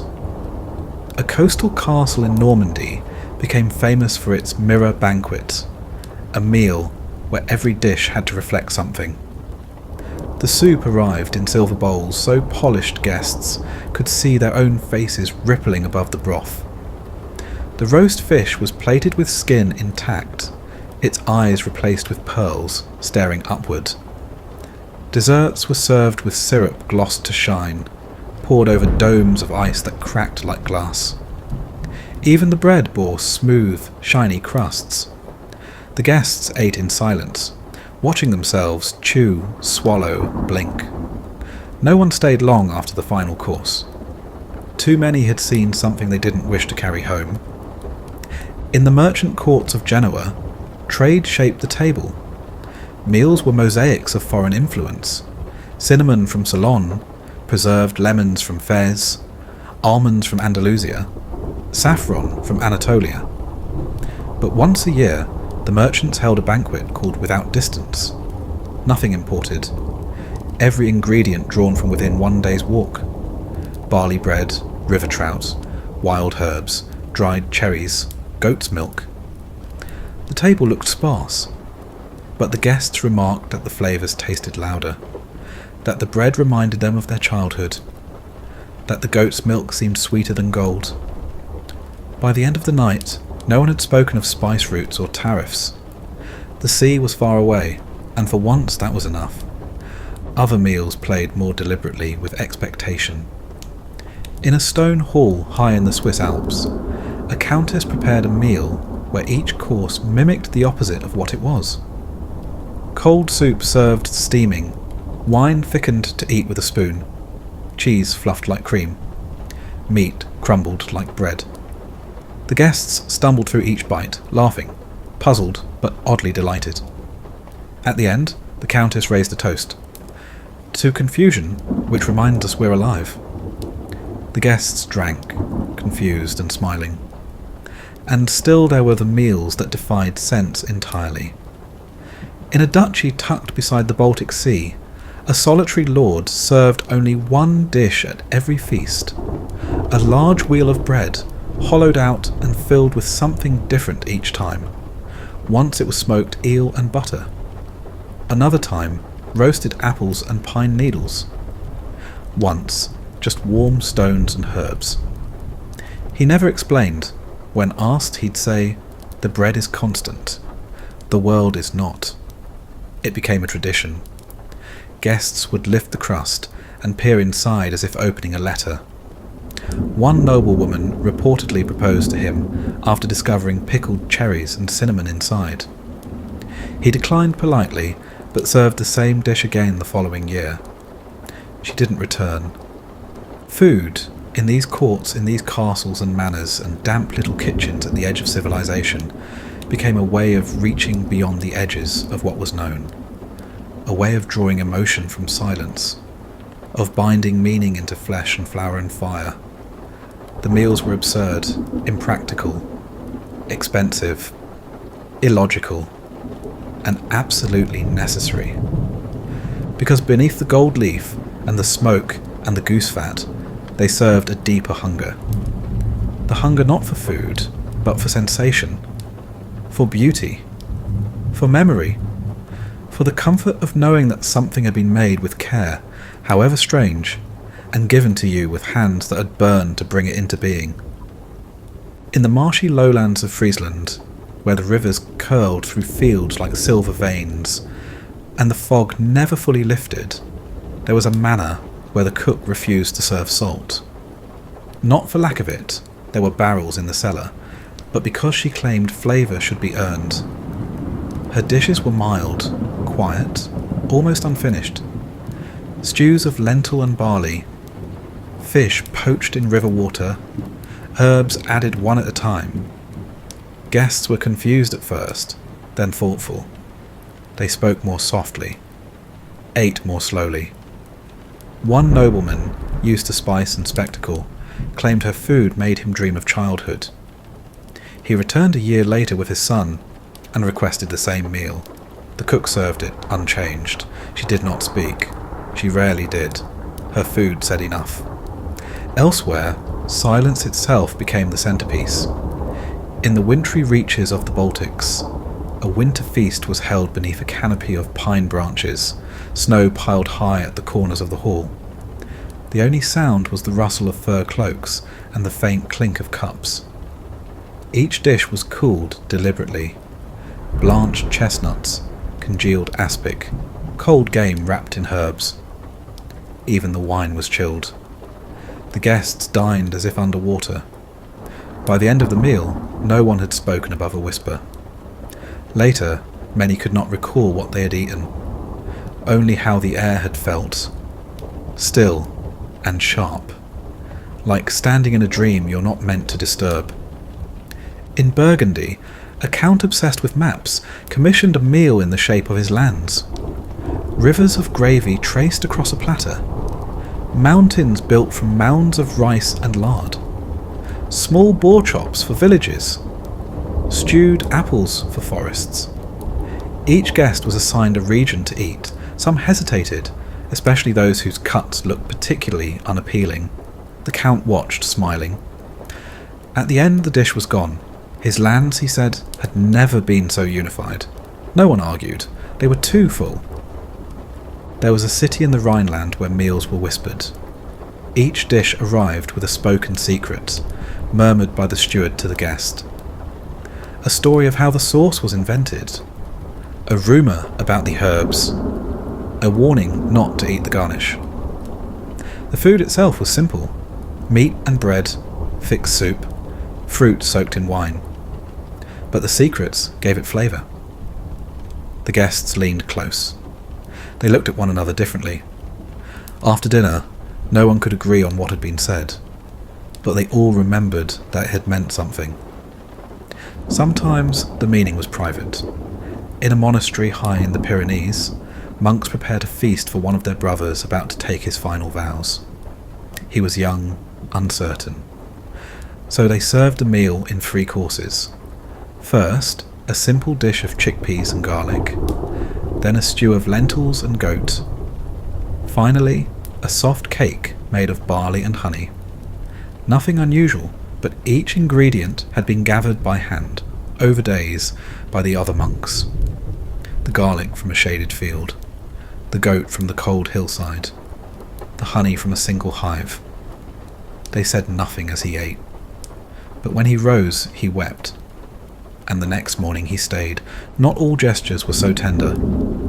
In a wind-swept fortress overlooking the North Sea, a general returning from war was served a table of black food, charred bread, burnt onions, dried mushrooms soaked in ink-dark broth. Even the wine had been stained with ash. It was not a punishment. It was a mirror, a reflection of what he'd brought home. He ate without a word, and when he finished, the table was cleared in silence. He never returned to Campaign.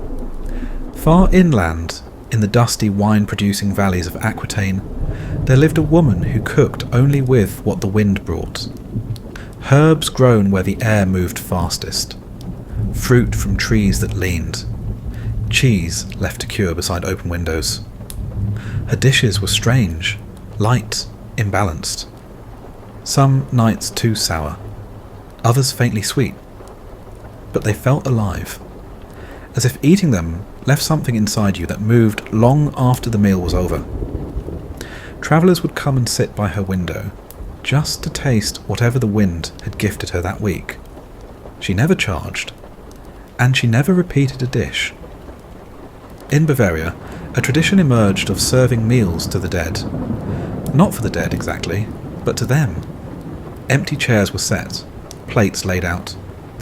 Dishes served with the same care and detail as if guests were present. Roast duck, herb-stuffed bread, stewed carrots, pudding. No one spoke of whom the meals were meant for. They simply ate alongside them, sometimes in silence, sometimes laughing, remembering things no one else could confirm. It was not mourning, it was inclusion. Because meals, even when consumed in solitude, were never just for the living. They reached backward into memory, forward into longing, across into the quiet places no one names.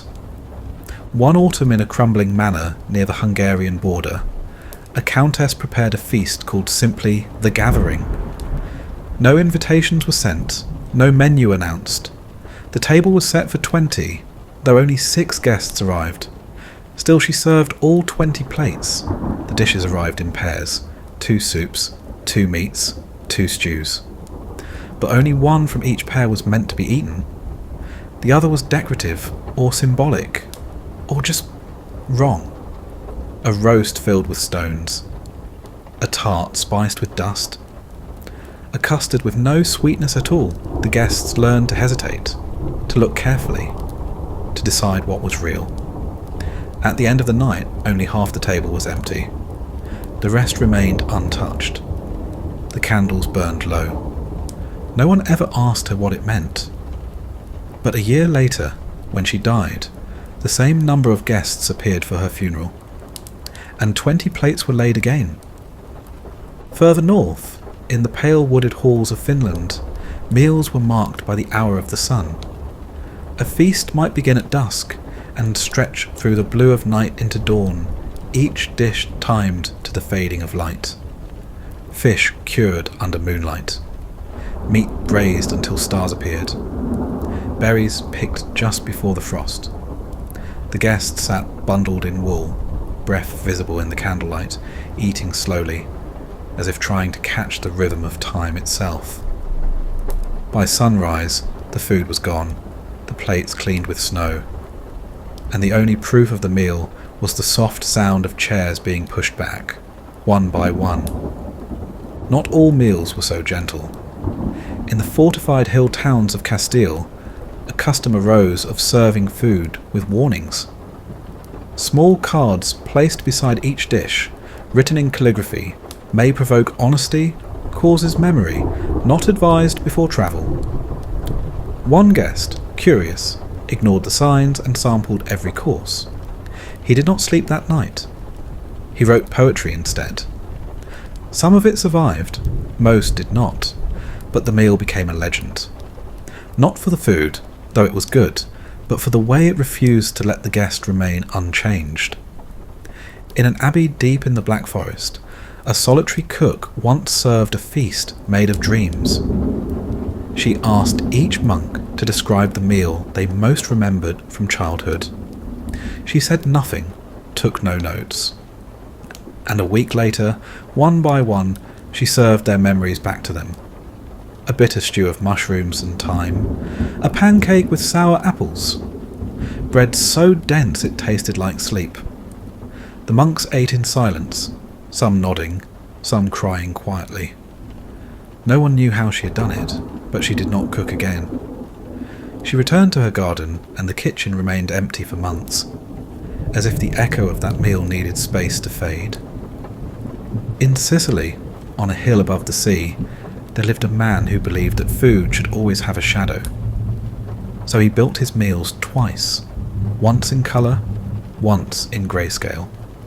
A bright salad of citrus and mint, mirrored by one of white radish and vinegar. A golden roast chicken matched with one dyed black with wine and ash. Guests were asked to choose.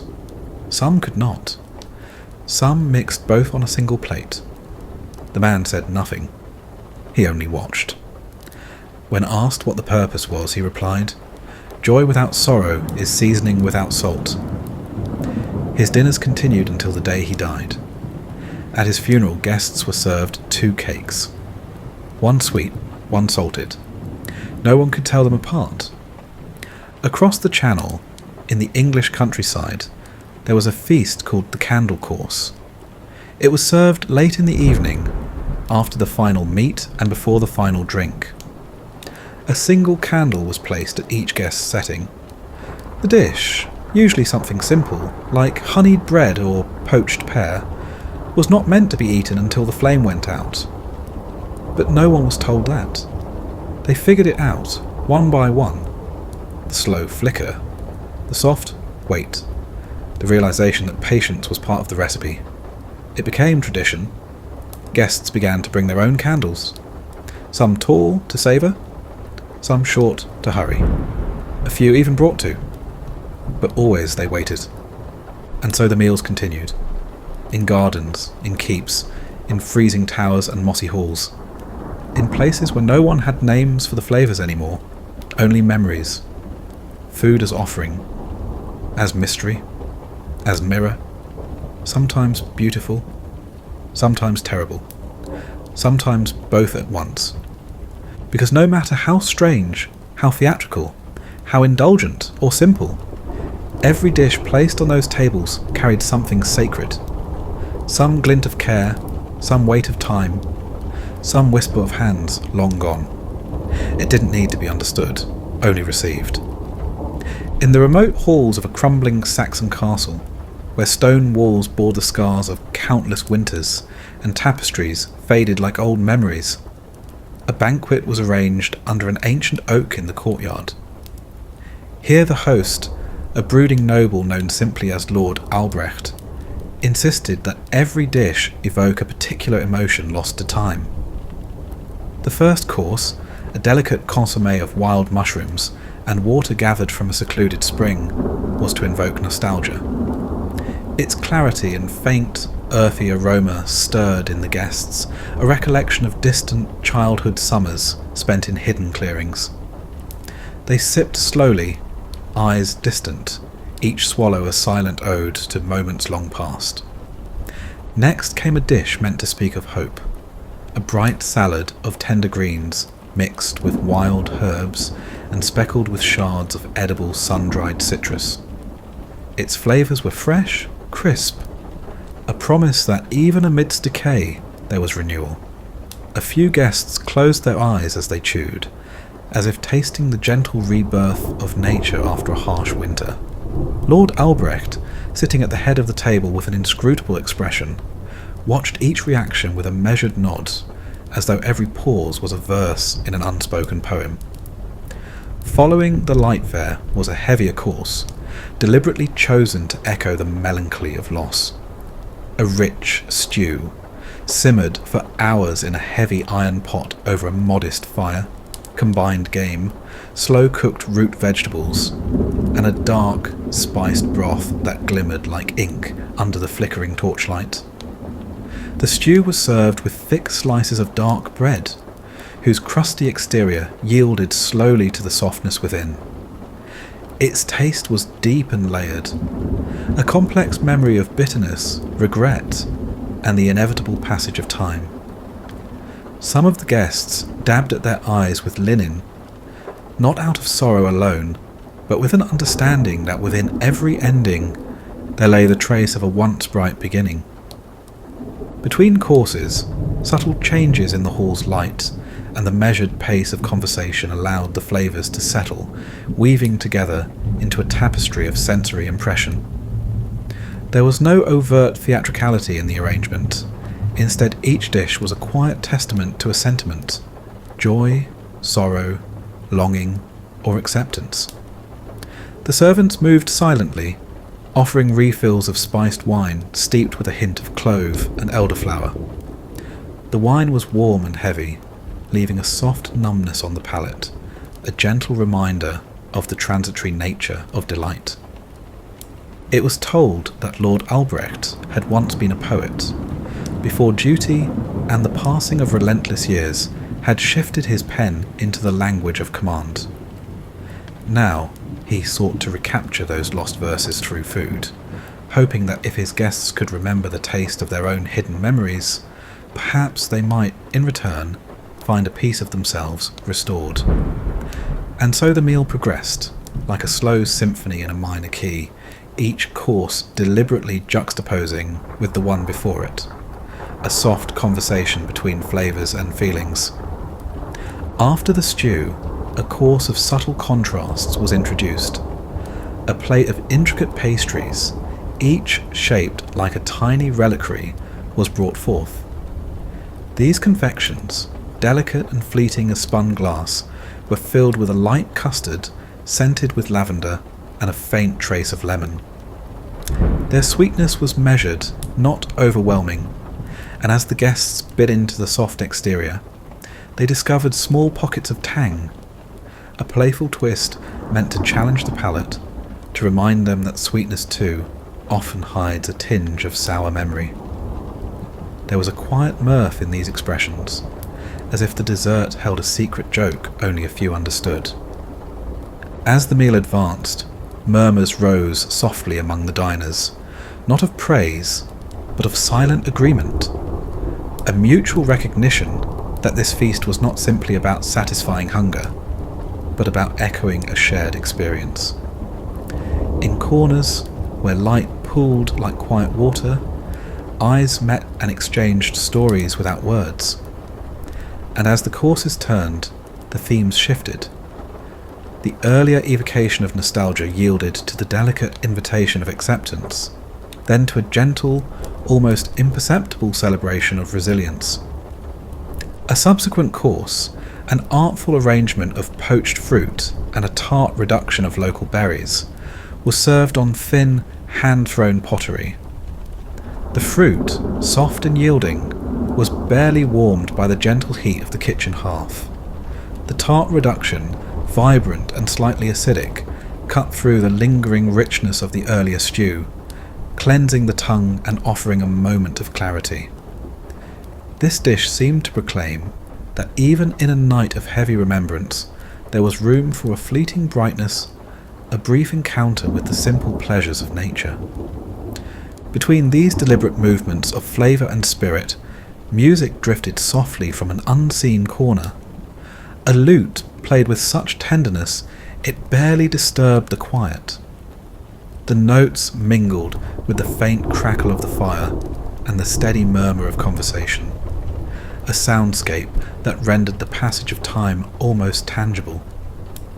In that interplay of sound, taste, and silent glance, the noble and the servant alike found a shared space where the divisions of rank faded, replaced by a common recognition of life's intricate tapestry. Toward the end of the banquet, as the embers in the large central fireplace glowed low and the shadowed faces of the guests softened with fatigue, a final course was delivered, one that was both an end and a gentle beginning. A simple porridge, prepared with oats, water, and a pinch of salt, and served in rustic bowls that bore the scars of many past meals. It was unadorned, unpretentious. Its warmth was a quiet benediction against the chill of the coming night. There was no flourish here, no elaborate plating, only the honest, unvarnished sustenance that had fed countless generations. And as each guest took a slow, deliberate bite, there was a collective exhale, a silent, shared farewell to the complexities of the evening, and a peaceful promise to carry forward what was most essential. In that meal, every course had been a word, every flavour a sentence, all converging into a story not written with ink, but composed in the language of the heart. It was a meal meant not for applause or spectacle, but for understanding, a slow meditation on the parts of life, both bitter and sweet, hard and tender. And as the final remnants of the porridge melted into the soft murmur of departing footsteps, the lingering taste was one of quiet continuity, a reminder that every meal, no matter how grand or strange, had the power to bridge the gap between memory and the present moment. Far to the west, on the storm-battered coast of Cornwall, a manor clung to the edge of a cliff where the sea thundered below with a voice older than kings. It was there, in the candlelit hall of that salt-worn house, that a strange tradition had taken root.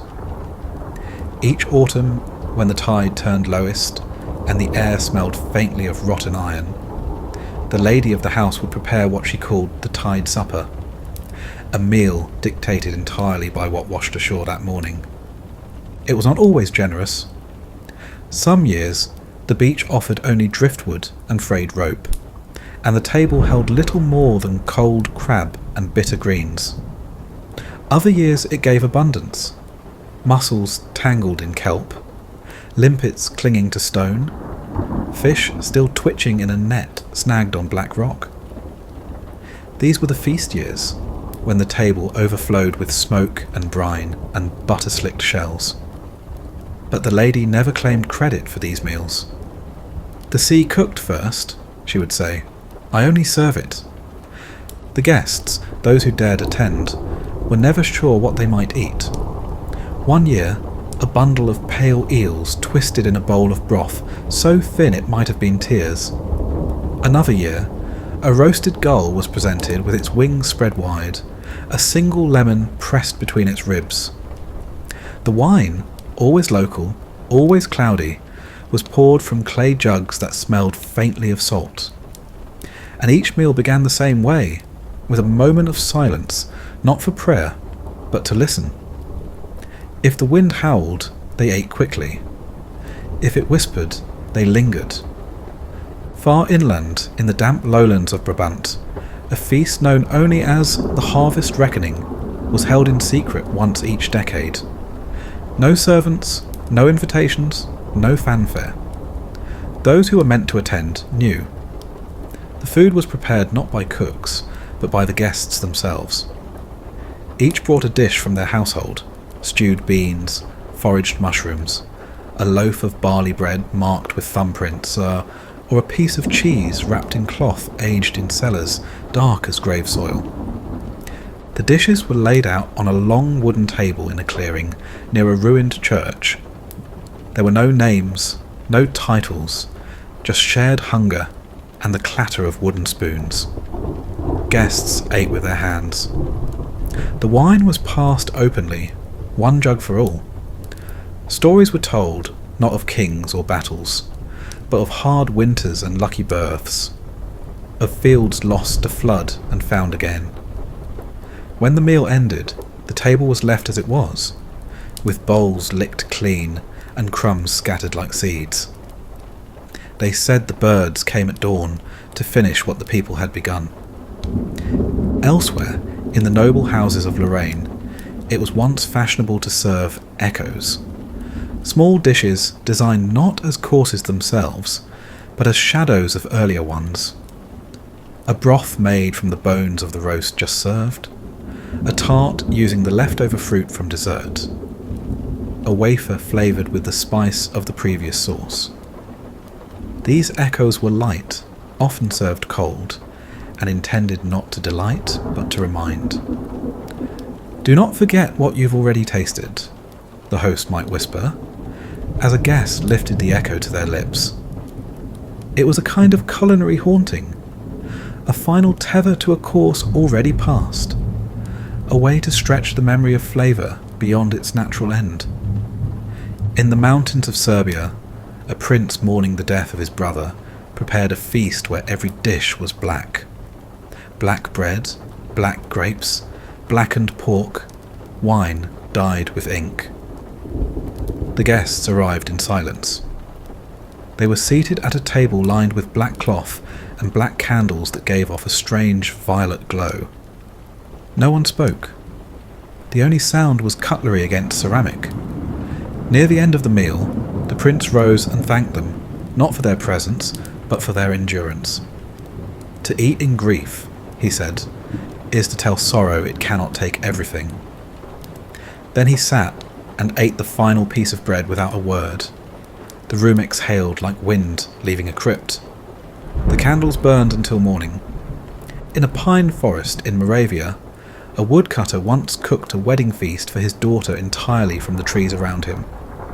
Smoked venison on pine needles, a thick stew of root vegetables and tree mushrooms, bread baked with ground spruce tips and lichen. Even the dessert, a simple cake of honey and fir resin, tasted faintly of bark and winter. The guests ate under the canopy, seated on logs, the stars barely visible through the green. As the firelight flickered, the girl stood and kissed her father's cheek, saying, "This is the forest I grew up in." That was all, but it was enough. Sometimes the strangest meals were the smallest. In a tiny village tucked between two rivers, there lived a man who invited one person each month to dine with him. Just one. The table was set for two. The meal was humble. Bread, pickled eggs, a stew of lentils, and a small slice of cake. But after the guest had eaten, they were asked to bring a memory to the table, something they had never told anyone else. And as they spoke, the man listened, not interrupting, not reacting, just listening. When they were done, he poured the last of the wine, toasted them quietly, and nodded. Some left lighter, some heavier, but none ever returned, and no one ever forgot the meal. Because these were not just dinners, not just banquets, or traditions, or noble amusements. They were rituals, vessels, altars made of fire and flour and flesh. Each dish was a message, each course a mirror. They spoke in the only language that needed no translation: hunger, memory, warmth, and time. In the shadowed hills of Wallonia, where the air hangs thick with wood smoke and fog most months of the year, there once stood a manor whose dining room faced no windows. By design, it seemed. The host believed that memory was brightest in the dark. Each meal began after sunset and was lit only by a handful of oil lamps tucked into alcoves. The dishes arrived without warning, unnamed, their colours hidden by dimness. Guests were encouraged not to ask questions, only to taste. A stew of something soft with a faint sourness. Bread that crackled, then melted. A wine so dry it seemed to steal the moisture from the tongue. People came from far away to dine in that darkness. Not for the food exactly, but for what it forced them to notice. Texture, temperature, scent. The way one bite could open a door, and the next one could close it. Some described the meals afterward as honest. Others called them unsettling. The host never offered an opinion, but he kept cooking long after most of the candles had burned out. Across the narrow sea, in a village along the western Irish coast, the tradition was reversed entirely. There, a meal called the Shine was served only in full daylight, at the height of summer. Every dish was deliberately bright. Lemon, cream, fresh herbs, white fish, translucent jelly, polished fruit that gleamed like painted glass. Diners were seated outdoors, if the weather allowed, and given mirrored plates to reflect the sky. The rule was simple: no shadows. Nothing dark. Nothing roasted, nothing stewed, just raw, light, fresh. The idea, the host claimed, was to remind people of clarity. Let the food remind you what the world looks like when nothing is hidden. Whether or not it succeeded, people always left squinting. Back in the dense woods of the Tyrolean Alps, a reclusive count once hosted a meal meant only for the deaf. No music, no spoken greetings, not even the scrape of forks against plates. Each guest was served with tools wrapped in soft linen, and dishes that required no cutting, no clatter. Soups, custards, soft breads, roasted roots peeled and buttered. Every flavour was heightened by the absence of noise. Some guests wrote their thanks on slips of parchment. Others simply touched the cook's sleeve on their way out. It was said to be one of the most peaceful feasts ever held. Farther south, in the sun-stained vineyards of Catalonia, one meal each year was dedicated to endings. Not death, precisely, but closure. The table was laid at dusk, and each course was something that no longer appeared on local menus. Recipes retired, ingredients lost to trade routes or drought, flavours fallen out of favour. One year, a tart of duck liver and figs. Another a pudding made with ash and sour cherry. Each bite was a farewell. At the end of the meal, the host would thank the dish aloud. Thank you for what you gave us. The plates were then buried in the vineyard, one by one. The vines, it was said, grew sweeter the next season. In a narrow pass between France and Savoy, a cook once trained in the monasteries began to serve meals based on scripture, not in content, but in structure. A beginning, a fall, a trial, a redemption, and a final rest. The first course was always something simple: a fresh loaf, a few herbs, something to open the senses. The second, always more indulgent, rich or sharp, meant to throw the balance off. The third, complicated and strange. Layers, contrasts, often divisive. The fourth was always warm, healing. Broth, stew, soft fish. The fifth, sweet but not too sweet. The kind of comfort that asked for silence. And in that silence, guests often realised they had just been walked through their own lives without even knowing it. But not all structure was solemn. In the lakeside villas of Lombardy, a painter-turned-chef crafted meals around colour. One evening might be all gold: saffron rice, fried zucchini blossoms, peaches poached in wine, honeyed almonds. The next, red. Tomatoes, peppered lamb, blood oranges, red wine, thick as syrup. Another green, grapes, herbs, pistachio cream, even dyed pasta with basil oil. Guests were told to wear matching tones. Some complied. Others came in black or white, letting the food do the speaking. It wasn't about taste alone. It was about harmony, contrast, celebration through constraint. In the icy reaches of Scandinavia, a fisherman once served a meal where each course melted. First, a block of frozen smoked salmon, thinly sliced as it softened. Then a dome of herb butter, slowly giving way over rye bread. A slush of berries and mead. A pudding held in a hollowed ice sphere. The guests ate quickly, or didn't eat at all. Some waited too long and were left with puddles. But that, the host said, was the point. Food is never still, he told them. You either take it as it comes, or you lose it. A guest once asked for a second try. The fisherman laughed and said, "The sea doesn't do second chances, neither does the table." And in a monastery courtyard in Tuscany, a final course was always served after the guests had left. Not to the diners, but to the night itself. A plate of soft cheese, fruit and bread was placed beneath a tree, and a candle left burning beside it. No one touched it. It was for the silence, the shadows, the forgotten. A gesture to say, "We see you, even when you do not sit with us." In a wind-beaten hamlet on the northern coast of Wales, a widow kept a guest book of dinners. Not of names, she rarely asked, but of feelings. After each meal, guests were given a blank page and a charcoal pencil, and asked to write down not what they thought of the food, but what it reminded them of. Some drew, others wrote only a single word. Fog, salt, August, father.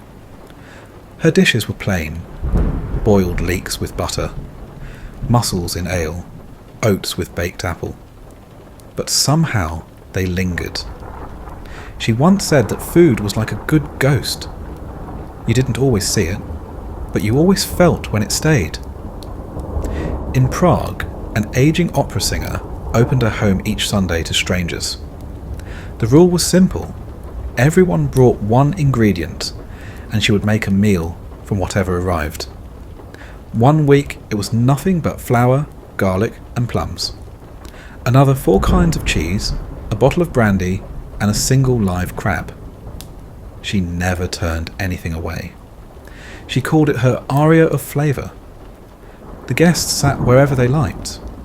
Some meals were triumphs, others not, but always there was music afterwards, not performed, just hummed quietly as plates were cleared and strangers became a little less so. In a dusty corner of Andalusia, where olive trees twist like arthritic fingers and the summer hangs in the air like an accusation, a meal was prepared each year in complete stillness. No footsteps, no tools, no fire. Just ingredients laid out: bread, oil, almonds, figs, vinegar, soft white cheese, and assembled by hand with slow reverence. The result was something between a meal and a ceremony. Each bite was an act of attention.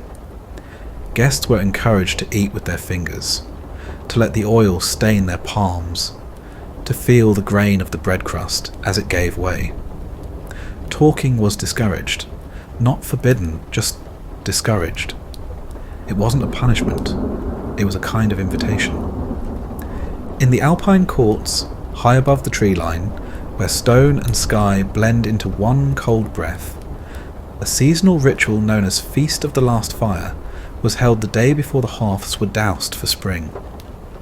The cooks would use whatever wood remained in the store: apple, pine, birch, even old broken furniture. Meats were smoked, roots charred, loaves blackened at the edges. The air filled with the scent of ending. The guests ate close to the flames, drinking dark liquor steeped with pepper and clove, knowing this would be the last heat they'd feel from fire until October. And when the embers died down to dust, they sat in their coats, holding each other's hands, and said nothing, because the warmth was gone, and that was how it should be. In the eastern reaches of Poland, in a low cottage with sagging beams and herbs hanging in the window, an old woman once taught her grandchildren to cook backwards. Not the method, but the memory. "Taste first," she said. "Then we'll figure out how to make it." They would imagine a bowl of broth that felt like summer after rain, or a tart that reminded them of laughter through a closed door. Then they'd try to make it real. Not with recipes, with attempts, guesses, intuition. They failed more often than not, but every so often, something they made hit the note exactly. The old woman would close her eyes, nod and say, "Yes, that's the one. That's the day I met your grandfather." Or, "That's what your uncle sounded like when he cried as a boy." The children never understood completely, but they kept cooking anyway. And in a decaying mansion on the edge of Vienna, once grand and now quiet, a man who had once been a composer prepared a dinner with no food at all. Guests arrived to empty plates. The table was set impeccably, silver cutlery, crystal glasses, linen folded into swans. Music played softly, a piece he had written himself and never published. The guests sat, unsure. The man poured wine, gestured to the invisible courses, and began to speak, not of food, but of flavour. "The first course," he said, "is the hunger you brought with you." Then he described a dish, velvet in texture, bright with lemon and pepper, melting into something like grief. No one ate, but everyone listened, and somehow everyone left full, because food, even when it wasn't real, even when it was memory, metaphor, or imagination, still had the power to carry something across, feeling, meaning, loss, love. It didn't matter whether it fed the body, it fed something else, and in the end, wasn't that what a meal was? A quiet agreement between hands and mouths, between past and present, that for a brief moment everything made a kind of sense. The hunger, the heat, the weight, the sigh. High in a cragged monastery on the shoulder of the Apennines, where winters arrived like a forgotten god and stayed longer than welcome, there lived an abbot who believed the soul could be tempered through hunger. Not fasting, not denial, but a specific kind of attention to heat, to labour, to the body's conversation with food. And so, once each year, he prepared a meal for the novices, entirely alone. He called it the binding pot. There were no recipes, only intent. A pot of beans, slow cooked over coals with a branch of rosemary still green. A loaf of bread, kneaded for hours until it no longer clung to the fingers. A roasted bulb of garlic passed from hand to hand like a candle, each novice breaking it open with their own thumb. The abbot spoke little during the meal, but afterward he would walk among them and ask what they remembered most. The bite, one might say. The silence before the first spoon. The smell of the fire, I think. And always the abbot would nod. Not because they were right, but because they had noticed. Far away, in the fog-choked valleys of northern England, there was once a girl who worked in the kitchens of a grand hall too large to remember the names of its staff. She stirred porridge each morning, peeled onions, sorted lentils by candlelight. For years, her food passed through other people's hands before it reached the tables. No one ever knew her name. Until one night, when a storm flooded the roads and no one else could reach the kitchens. She cooked alone. With no instructions, she made what she knew. A stew of barley, dried apple, bits of salted pork she found in a wrapped cloth, and a touch of thyme from the window box. She set it out quietly, bowl after bowl, and returned to her cot without waiting. The lord of the house tasted it and asked who had cooked, but no one could answer. He called it the best meal he'd eaten in 10 years. they searched for the cook. She didn't come forward, not out of fear, but because it was enough to have fed them. In the river towns of the Danube, there was a tradition of feeding the water. At the end of a wedding, or the start of a death, or the birth of a first child, a plate would be filled with food and carried to the riverbank. Always with care, bread still warm, cheese sliced cleanly, pickled vegetables in neat curls. The plate was lowered, set just beyond reach of the tide. No one watched to see what took it. A dog? A bird? The water itself? It didn't matter. The offering was made. And in return, the river would carry it away.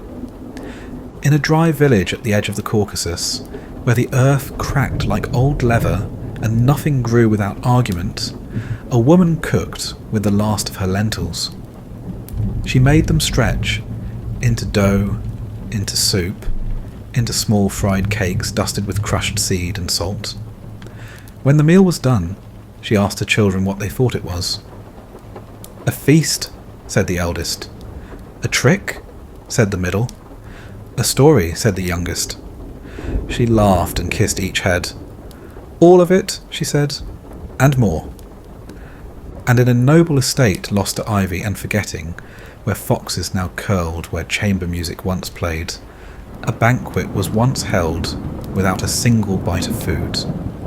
The guests were seated, plates were placed, wine was poured, but the table held nothing else. And still they sat, smiling, sipping, speaking in soft voices. Some said it was a social experiment, others said it was a statement of grief.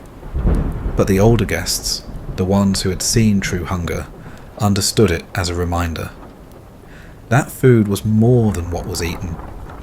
It was what gathered you, what stilled you, what made you look into the eyes of another person and say, without words, "I am here, and I see that you are too." The most bizarre meals ever served to royalty were never the ones with pearls inside oysters, or pies that sang when opened, or glistening towers of sugar sculpted to resemble heavenly cities. The strangest ones were the ones that told the truth, about the people, about the hour, about the weight of being alive and sharing that burden in the quiet company of others. In a stone chapel tucked behind an abandoned manor in Burgundy, overgrown with ivy and shadowed by beech trees, a table still stands beneath a stained glass window. No one has eaten at it in years. The wood is warped, the chairs sag, moss has crept into the corners, and birds sometimes nest in the rafters above. But once, they say, it hosted a meal that lasted for an entire night and well into the morning. No one remembers the courses exactly. Only the sound of forks resting on porcelain and the occasional quiet laugh. They say the host never spoke louder than a whisper, that the bread was so warm it steamed in the night air, that one of the guests, an old man who had not smiled in decades, closed his eyes and hummed as he chewed. No music was played, no toast was given, and yet each guest said afterward that it had been the most complete thing they had ever done. There are no records of what was served, no recipes, no ledger, no glowing descriptions written down in ink, just the memory of something deeply ordinary done with extraordinary care, the kind of care that lingers. That, more than the glittering cakes, or gilded ducks, or feasts that played like theatre, was the real strangeness of these royal meals. The quiet ones, the forgotten ones, the ones never meant to dazzle, only to nourish. Because beneath all the ceremony and power, beneath the cruelty and splendour and expectation, even royalty had to eat.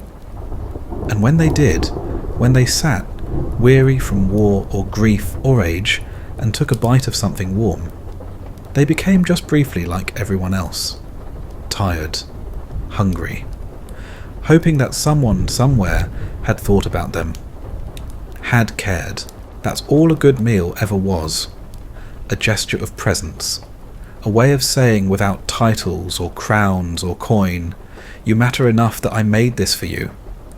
And when the candles guttered, and the plates were cleared, and the tapestries faded, that was what remained. Not the recipe, not the throne, but the care, the hands, the moment. And so the stories were passed on, of fish that shimmered like glass, of cakes filled with wind, of stews that could make a widow laugh, of meals served to no one but the dark. They are odd stories, quiet ones, but like the best meals, they linger long after the table is cleared, like salt on the lips, like warmth in the chest, like memory. Let the candles burn low, let the air settle. The feast is done, but the story stays. Sleep well.